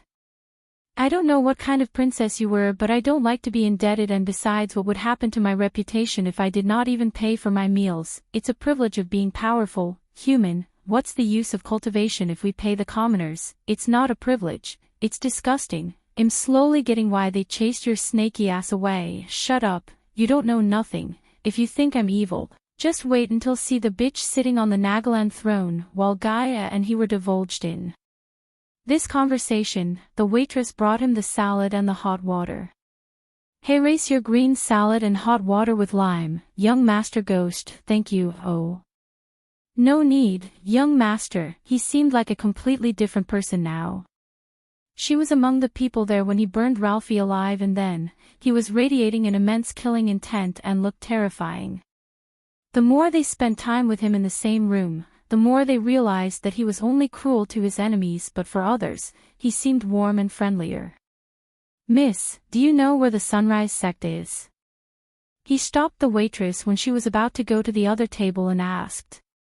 Young Master Ghost must be new to Breedia since you don't know the Sunrise sect, but young master, if you're looking to join a sect, there are more fitting sects for you. Hearing this, Michael furrowed his brows. I just want to return something that belongs to them. Oh? How could a powerful youth like him join a declined sect like the Sunrise sect? The waitress thought. Young Master Ghost, to go to the Sunrise sect, you have to walk down the main road for 2 hours and you will see a small mountain by the river, then you'll see the Sunrise sect. Alright, then I'll go there tomorrow. Young Master Ghost, when he was about to eat, the waitress stopped him. Young Master Ghost, none of them will be at their sect tomorrow. Tomorrow is the bright light ceremony. They'll all be at the Heaven's Gate. Hey Gaia, what is this bright light ceremony? At this moment, he was lying in his bed while Gaia was sitting by the window. Considering the customers waiting for the waitress, he didn't keep talking and take her time. That's just a silly event that humans come to take part in the Heaven's Gate and prove their power. Why's that? So they can easily get accepted into their favorite sect if they perform well, that is. The moonlight coming through the window reflected on her face and revealed an angered look on her face. What is this Heaven's Gate? Her expression piqued his curiosity, and he was glad that this troublemaker isn't traveling in person with him. I told you it's just a silly event. Why are you interested in that? Are you going to participate? Just explain everything to me, she sighed as she turned her gaze away from the moon and looked at him. Heaven's Gate event has 2 rounds. In the first round, she raised her pointing finger and began to explain how the competition works to him like a teacher. The 3 big sects will each send a level 5 core formation cultivator and position them on top of the Heaven's Gate stairway. They will then unleash their aura and soul pressure. Everyone who participates in the competition will need to climb up from the bottom to the top, but the higher they go, the more pressure they will face. Finally, the first 24 disciples to reach the top will be chosen to participate in the second round of the competition. I assume there are the requirements to participate, she nodded hearing his question. There are 2 actually. One must be under 30 years old and not more than a level 10 body refining stage cultivator. This means that I meet the requirements to participate in the competition. Don't be rash, human. Even though the competition is meant as an entry shot to young humans, the disciples of the sects will also participate to show their power and earn the resources given by the king of Breedia. He was still not sure to participate in this competition, but the more he heard Gaia, it seemed like a good place to be a badass and earn more points before going to seclusion for a few days. The system notified him that he has enough experience points to reach level 4 of the body refining stage. Yet, the system required 3 days to upgrade his level and strengthen his body, and during the 3 days, he wouldn't be able to access the system, and any disturbances would cause him to fail the breakthrough as well as lose all the experience points. How big of a loss that would be. That was why he didn't dare to attempt to break through in this place. Continue, where was I? How the second stage, the second round, is the most entertaining and what most people will look forwards to. The first 24 disciples who reach the higher number of steps will fight one-on-one in 12 stages, huh? Didn't you say the first 24 disciples to reach the top? Where does this higher number of steps come from? Her expression turned more gloomy. No one has ever reached the top, human. That's why they take the disciples who climbed more steps rather than waiting for them to reach the top. Makes sense. Now tell me how they arrange the fights. They will give 24 cards. On top of them there will be a number from 1 to 12. You will choose one randomly, and participants who get the same number will be fighting against each other on the stage. The prizes for the winners vary each time, so I'll only know about that tomorrow. He kept running his finger through his beardless smooth face and pondered about whether he should take part or not. Hey system, how many badass points do I have? 11,000 points. Alright system, recommend me a way to beat this competition. I don't care about the second stage since I have my sweet shield. My concern is the first stage, loading. He was waiting for the system to recommend him rather than searching through the shop, because although the system would always try to take away his badass points, it would also recommend him some overpowered skills for situations like this. The responsive shield and the lightning dash skill was an example of this. After a few seconds of waiting, a golden sheet appeared before him. Name: Energy Devourer class. Legendary function: the host will be able to turn the energy pressures into experience points. Upgradable. Yes. Price: 9,000 badass points. Looking at the amount next to the price, he deeply sighed as his heart ached to spend that many points on a single skill. Hold on to it, I'll buy the skill if I need it. Chapter 22. Human, wake up. If they were to reach Heaven's Gate province, they had to depart from River Town before the sunrise, and even after telling him about this, when she woke up, he was still sleeping like a baby. He looks cute when sleeping. This was the first time she was staying with a man in the same room. As a princess of Nagaland and a free spirit, she had traveled to many places and met many youths who tried to court her. Every one of them was extremely wealthy and offered an immense amount of wealth to marry her. Her single glance would be enough to raise their heartbeats and drool, but only this human on the bed had never lusted for her, except he called her ugly. Weirdly, it was a nice change to her. Since her birth no one ever dared to disrespect her and would shower her with fake compliments due to her status as a princess. She was sick of it, and this human had never done anything like that. Even after knowing she was a princess, he never cared about that and continued to scold her and ridicule her. I should kick his ass, literally, hee. She let out an evil grin and raised her leg, aiming at his butt. Thop. What the? Michael suddenly woke up, feeling the sudden kick on his butt, and saw Gaia standing before him with a huge grin on her face. Did you kick my ass? The system had never warned him about it, and when he asked the system, it didn't even reply to him. I told you I will kick your ass if you don't wake up. She looked so hot and beautiful right now as it made his mind go blank for a moment. Damn, she's hot. Come on, chop human. We have to leave now to reach the Heaven's Gate province. It seems like I need to buy an alarm from the system shop. He opened up the system and bought a toothbrush, toothpaste, and face wash. Although the cultivators didn't need them to keep their body clean, he felt weird going out before brushing his teeth. According to Albrass memories, the commoners used some kind of powder to wash their mouths, and most of them didn't spend their coins to buy something like that. Looking at the weird short stick and the cream he was putting on the tip of the stick confused her.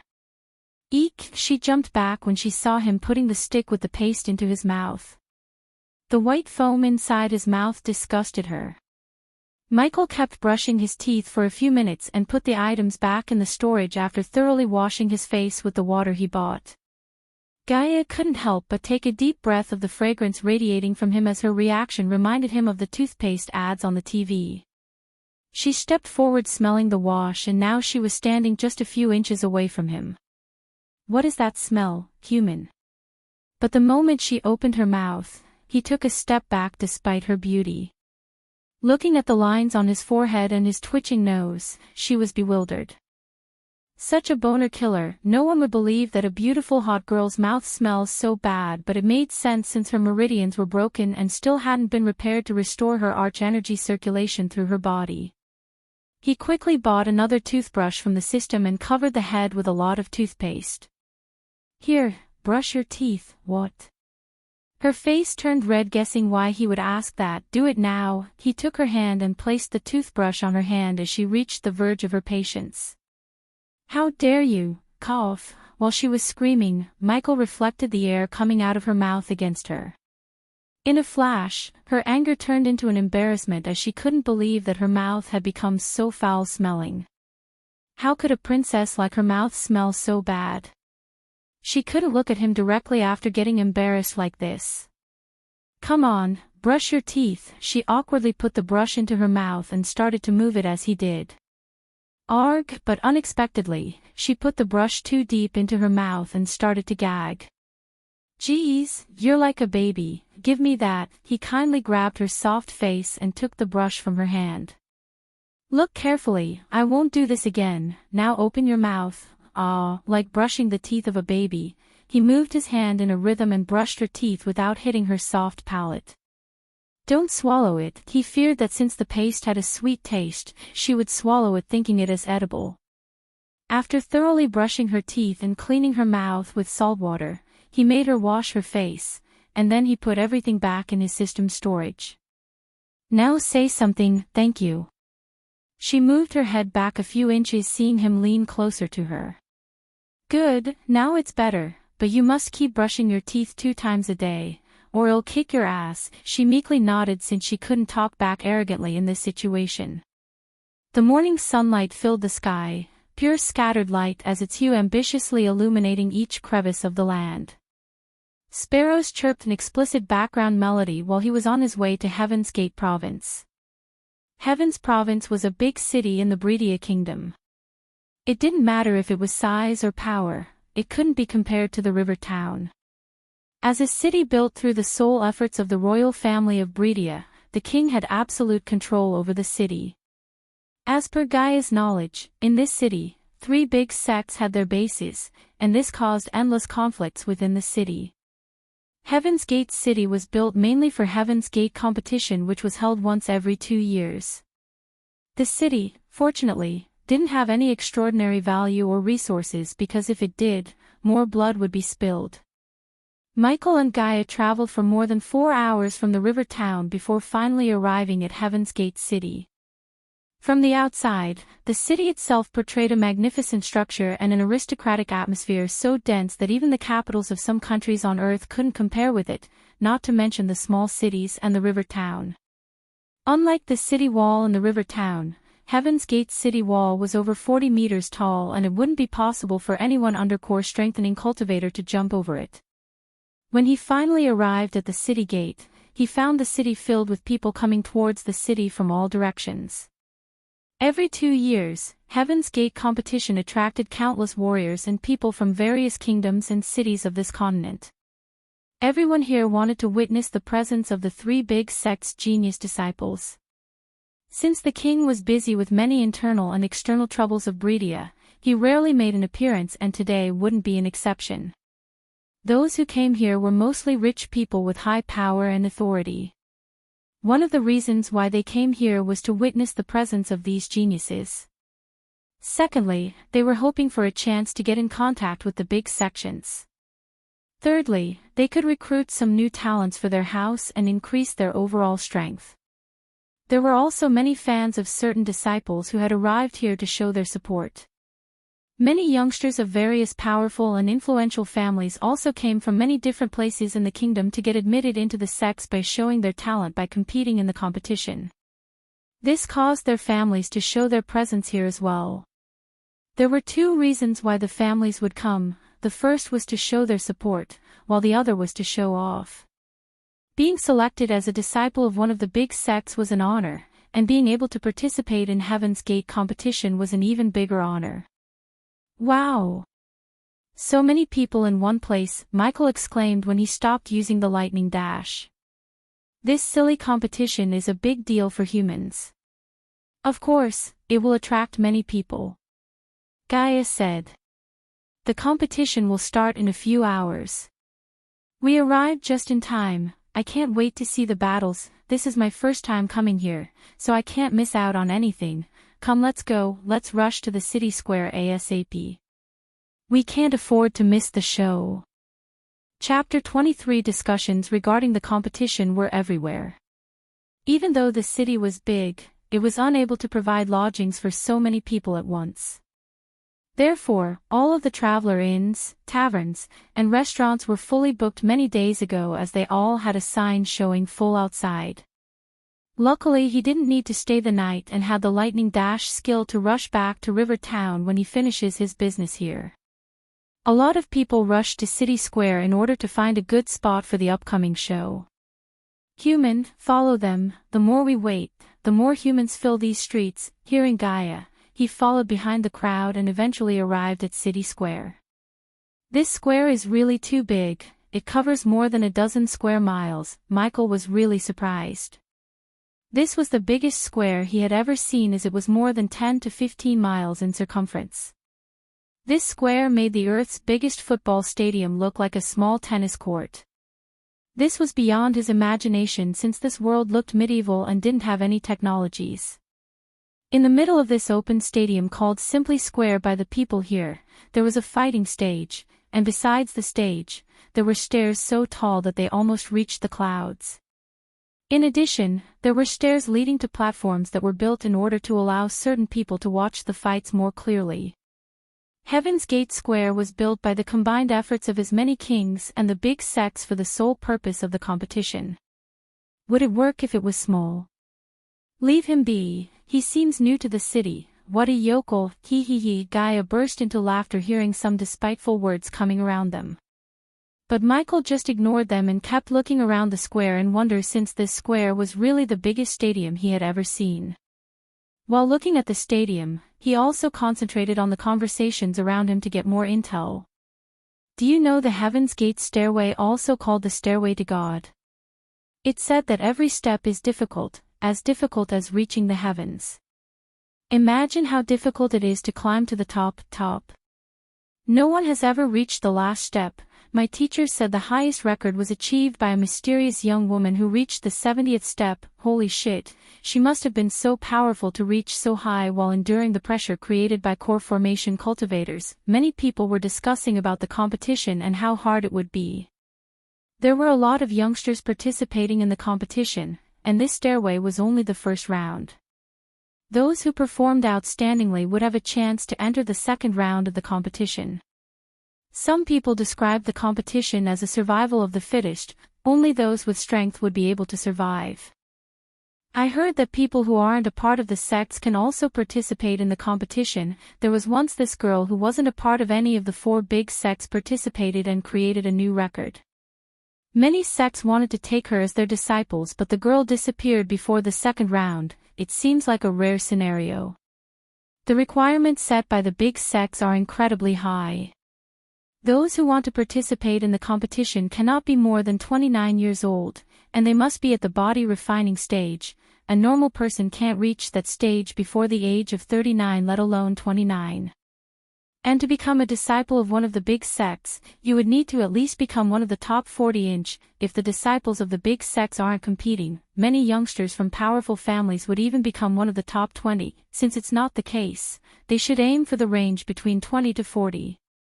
To become the top 20 without any background, then they must be a genius, but such geniuses would have become a disciple of one of the big sects long before this. He understood the competition really well after hearing these conversations, and just like Gaius said, people who weren't disciples of the big sects could participate as well. However, getting good results would be incredibly hard because all the geniuses in the kingdom had already become the disciples of one of the big sections. Now where can I find the Sunrise sect? They should be near the stage on the other side of the square. Human, go before the competition starts. Sect leader Claire, we searched all over the river town but we couldn't find Rion anywhere but what? Elder Mark. A couple of middle-aged men wearing dark red robes were talking to a gorgeous-looking young lady who had a voice like the beautiful symphony of bells and was extremely pleasant to the ears. The youngsters behind the young lady and the elders were looking pale and clenching their fist against their chest. Sect leader Claire, the blood and bone sect. The mere mention of the name made the female disciples' hearts skip a beat and even the sect leader seemed uncomfortable. What of it? The young lady frowned and asked. The whole sect was annihilated overnight. Sect leader, the disciples and the sect leader were taken aback by shock. Even though their sunrise sect was declined to the point that they only had 30 disciples in total just as the blood and bone sect, they couldn't be compared to that evil sect in terms of power. She might be the sect leader but she was only a body refining stage level 5 cultivator and the 4 elders were more powerful than her as they were all body refining stage level 10. It was only because the previous sect leader, her father, went missing that made her the new sect leader. Couple of elders quit the sect and joined the other sect when the 4 main elders chose her as the new sect leader, making their sect even weaker. Which sect did that? Or it was the king's army? Not a sect or an army, sect leader. They were killed by one man. Soon after, the 2 elders started recounting the story of how the youth called the Ghost massacred the entire sect and burned Ralphie on a stake outside the city gates. The young woman sect leader and elders were stunned and flabbergasted when they heard this. That. The pair of other elders and the sect leader was astonished by this story. They had never heard anything as incredulous as this in their entire lives. It can't be. How a young man in the body refining stage level 1 could kill Ralphie, a body strengthening stage cultivator? One of the 2 elders asked. I have the same doubt, Elder Sandra, but the whole river town saw him burning Ralphie alive. Incredible it sounded. It couldn't help with their current situation at all. Without Rion, their core disciple, they had no hope of getting into the top 40 and getting the much-needed resources. The entire sect's survival was depending on the resources given by the king. If Rion did not participate and get into the top 40, they wouldn't get anything and it'd be the end of their sect. If we don't find Rion, our sect will also become like the blood and bone, dead. Hearing Elder Sandra, Claire felt like she was going to faint on the spot. Her father trusted her with the sect and how could she let the sect die on her watch? It seems this is the end of our sect. Elder Sandra's voice broke as tears were flowing out of her eyes. A few decades ago, the Sunrise sect flourished beyond words and their reputation was even spread across the kingdoms nearby Bredia. Talented youngsters would line up before their sect hoping to get admitted into their sect and powerful cultivators would try to get a job as a teacher in their sect. During their golden age, they had more than 10,000 disciples, 300 teachers, and 50 elders. But now they were reduced to 30 disciples and 4 teachers who were also the elders of the sect. Elder Sandra practically grew up in the sect since she was a baby with her mother who was an elder. She loved the sect just as much as Claire, so her heart ached to see the sect in its last leg. Elder Sandra. Thinking about this, Elder Sandra felt dizzy and stumbled back as Elder Mark quickly grabbed her hand before she hit the ground. Elder Sandra. Claire shouted, looking at Elder Sandra who was lying in Elder Mark's hands without consciousness. Give me some water. Claire shouted at her disciples as they looked at each other for water and some of them rushed into the crowd to get her some water. You guys look like you need some help. Suddenly they heard a voice and turned to look at a young man wearing black robes walking towards them with a smile. Chapter 24. The disciples looked dumbstruck and looked at the young man walking towards them. Even in a desperate situation like this, the female disciples couldn't help but stare and swallow mouths full of saliva looking at the handsome young man before them. He had a perfect facial structure and a body frame and simply, he was too cute and too hot at the same time. Here, the young man held a water bottle out and waited for them to take it. Who are you, young man? The elder beside Elder Mark asked him doubtfully. He was wearing neither a badge of a sect nor a uniform. Elders can ask the questions later, but now take this and help her. Claire knew he's right as she grabbed the bottle to sprinkle the water on Elder Sandra's face. The elders and the disciples looked suspiciously at him while he just kept his cool smile on his face. Even though the young lady before him looked gorgeous and resembled Jennifer Lawrence, her beauty didn't shock him as Gaia's beauty. When the water droplets hit her face, Elder Sandra slowly opened her eyes. Elder Sandra. The tears flowing out of Claire landed on Elder Sandra's face with the water from the bottle. Sect leader Claire, he could barely hear these words coming out of the woman's mouth and wondered what just happened. Did Rian come? He will, Elder Sandra, he will. He didn't know why they were looking for Rian, but only he knew that Rian will not come as they expect. He buried him yesterday. I raised you, sect leader Claire, I can tell when you're lying. Without Rian participating, we won't be getting the resources, sect leader Claire. You know what would happen if we don't get that resources, human. I think they are expecting the dead human to participate in the competition representing their sect. Looking at the saddened and hopeless faces, he decided not to be the bearer of the bad news but help them for Rian, a kind soul who died defending those children. Boom. Boom. Boom. Boom. Before he could speak any words, the sound of beating war drums reverberated the square and the previously noisy square immediately became silent. He guessed the beating of the war drum signified the start of the competition. The war drum sounded out from all four directions of the square. Each beat started out loud, but would gradually fade, shaking everyone on the spot. The war drums had been passed down from many generations and remained as a symbol of battle. At the battlegrounds, warriors who heard the war drums would immediately feel their blood start boiling. At all four sides of Heaven's Gate Square, there was a long and wide passage. On top of each passage, a few giant golden holographic words appeared. Above the East Passage was the famous Morning Star sect, while above the West Passage was Golden Valley sect.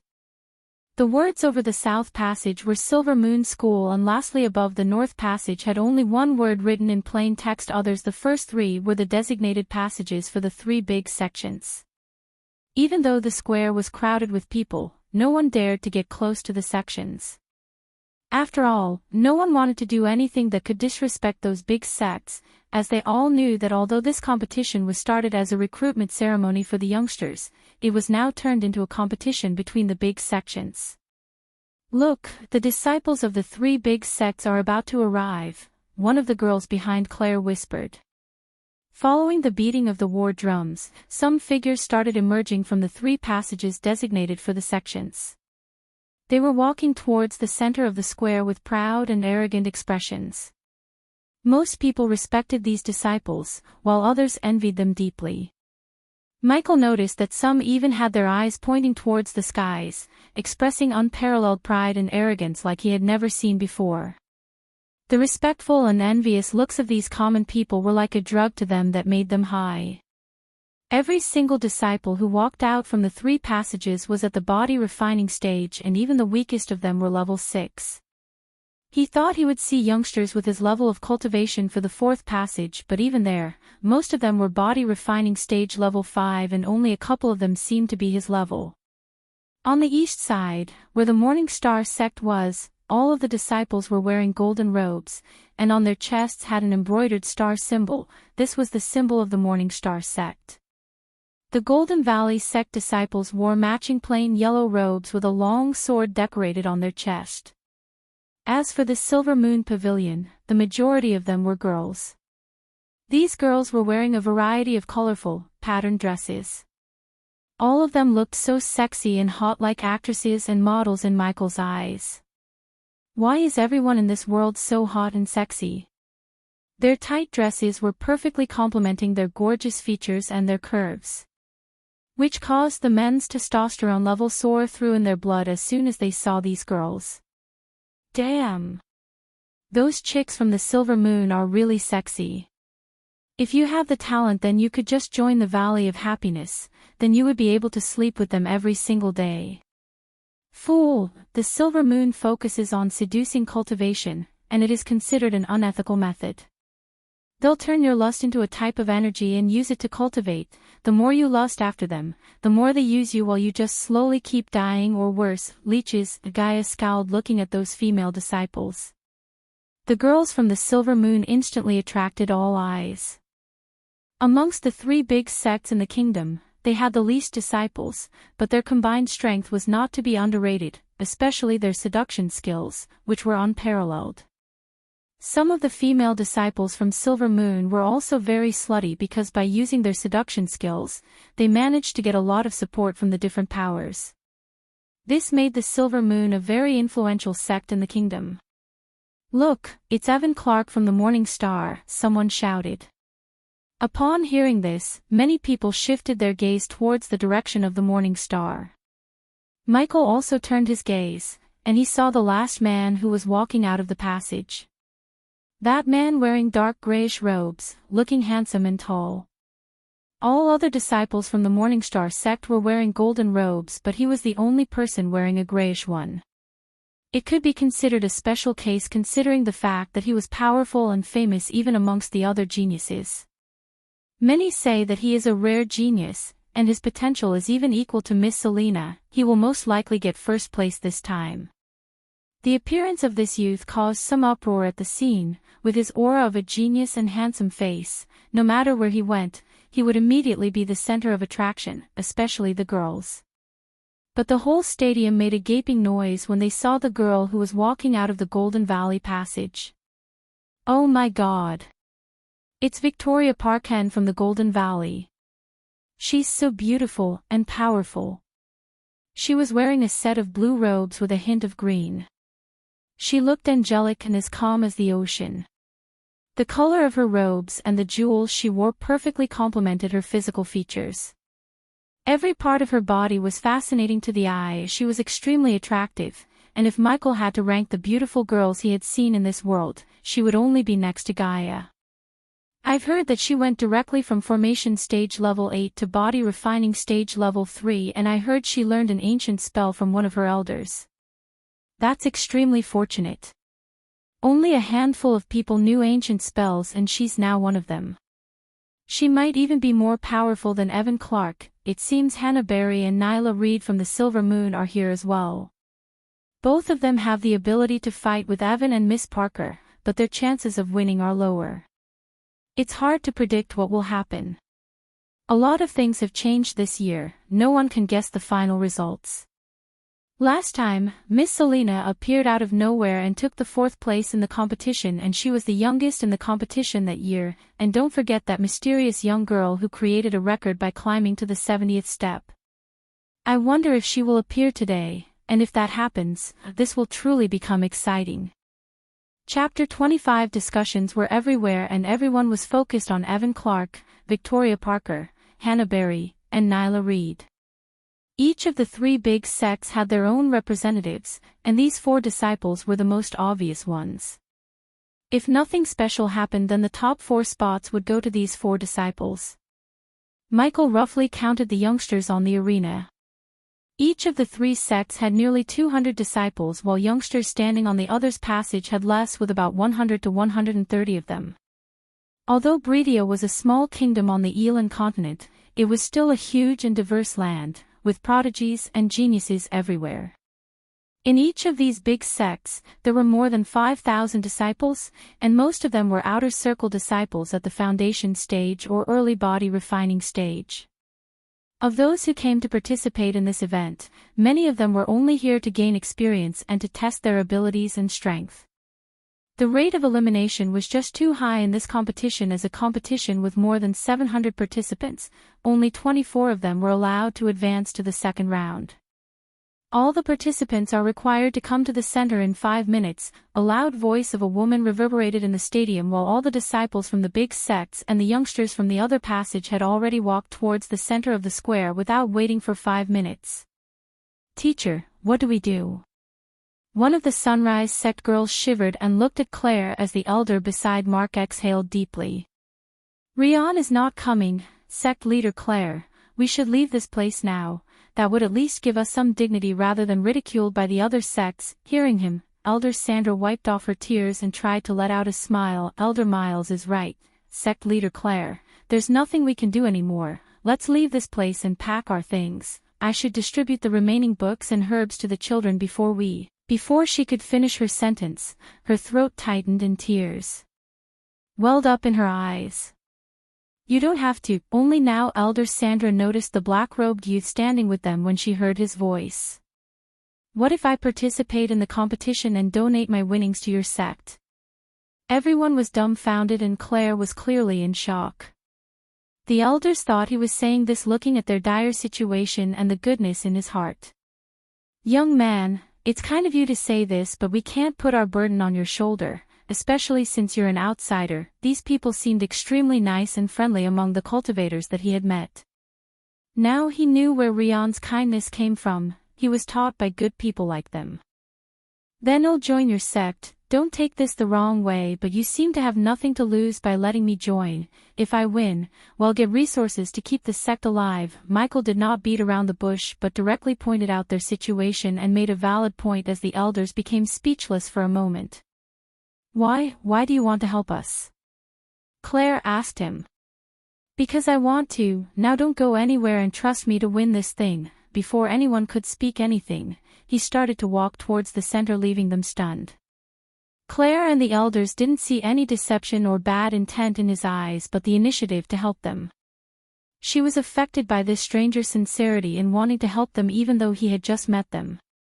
This touched her to a certain degree while she was looking at the youth walking towards the center. Well, he's right, we have nothing to lose, and looking at his cultivation level, he will join us sooner than he thinks. When he reached the center, the war drums were beaten again. Boom! Boom! Boom! The beating of war drums was getting more rapid. Many people were holding their breath.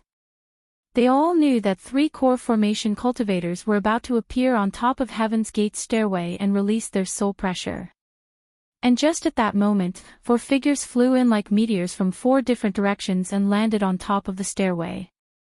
When the crowd saw their faces, they were startled with their mouths wide open. Because these 4 people were not like those from the previous year. Last year they were all just teachers from the 3 big sections. But now, the 3 people on top of the stairway were 3 young men and a woman, and they were all young. It's her, Selena, the youngest to reach the body strengthening stage and also the youngest core disciple of the Morningstar sect. Damn, aren't these the top 4 of the competition 2 years ago? Selena from the Morningstar, Adam Kane from the Golden Valley, Sadie Kaplan from the Silver Moon. Oh my god. Alex Fisher the Morningstar is here. Wow, it's the Alex Fisher who took the first place 2 years ago. He is so young and he really is a rare genius. Being able to see these prodigies with my own eyes really made the trip here worth it. I think they are going to be the ones assessing the competition this year. Teachers, what do we do now? Are we going to trust that stranger and wait for him? I have a weird feeling about him. Let's see what he can do. Even though his cultivation level was low, Elder Mark sensed a powerful aura around him and wanted to know whether he's right or wrong. Human. Let's get the F***K out of here. Now. Just when he was about to join the crowd, Gaia shouted in his mind and her voice was full of panic. Shit! Michael realized why she was screaming as he noticed the girl on the top of the stair. She was the girl who tried to kill him for no reason at the waterfalls. Fortunately, she didn't notice him in the crowd, but he cursed his luck. I can't back out now. I'm pretty sure the system would reduce my points and do something crazy. With the arrival of the 4 celebrity disciples, the atmosphere immediately turned intense. Everyone was expecting to see the teachers of the big sects arrive, but they never had expected to see these celebrities of the younger generation here today. Michael also couldn't stop but stare at the 4 youngsters on the top as the aura around them was really remarkable and powerful. At this point, his mind accustomed to seeing angelic beauties as Sadie Kaplan was one of them. Adam Kane from the Golden Valley on the other hand could be considered normal compared to Selena and the youngster standing beside her. He was wearing a pearl white fur coat matching his long silver hair that was waving in the wind, and his handsome facial features like male models making him look all-powerful as he unleashed the aura of a superior person. There was also a thin layer of golden light around his body, and compared to him, none of these youngsters seemed extraordinary, even Selena. He must be the boyfriend of that psycho. I should be ready to use my teleportation scroll if these two try anything funny, but what life without a challenge, huh? He thought to himself as his lips curved upward. His hot blood started boiling. At first, he came here to inform the Sunrise sect about Rion's demise, but now looking at the crowd and these geniuses, he wanted to show who's the new boss in this kingdom. What if they were rare geniuses? He had the system to aid him, and with the help of the system, he decided to beat this competition and earn a sweet amount of badass points. Thinking about the badass points, his fighting spirit ignited and adrenaline started to pump up. Alex Fisher and Selena stood in the middle of the stairway on the top, like the leaders of this group. He casually raised his hand, then the beating of the war drums immediately stopped. I won't waste my time by explaining this round. As usual, we only need the top 24.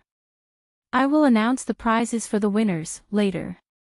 He coolly said, as if he was a king giving out an order, radiating an aura of a ruler. You're tuning into the Path of the True Immortal YouTube channel. Don't forget to subscribe and join us on this journey to catch the most captivating stories.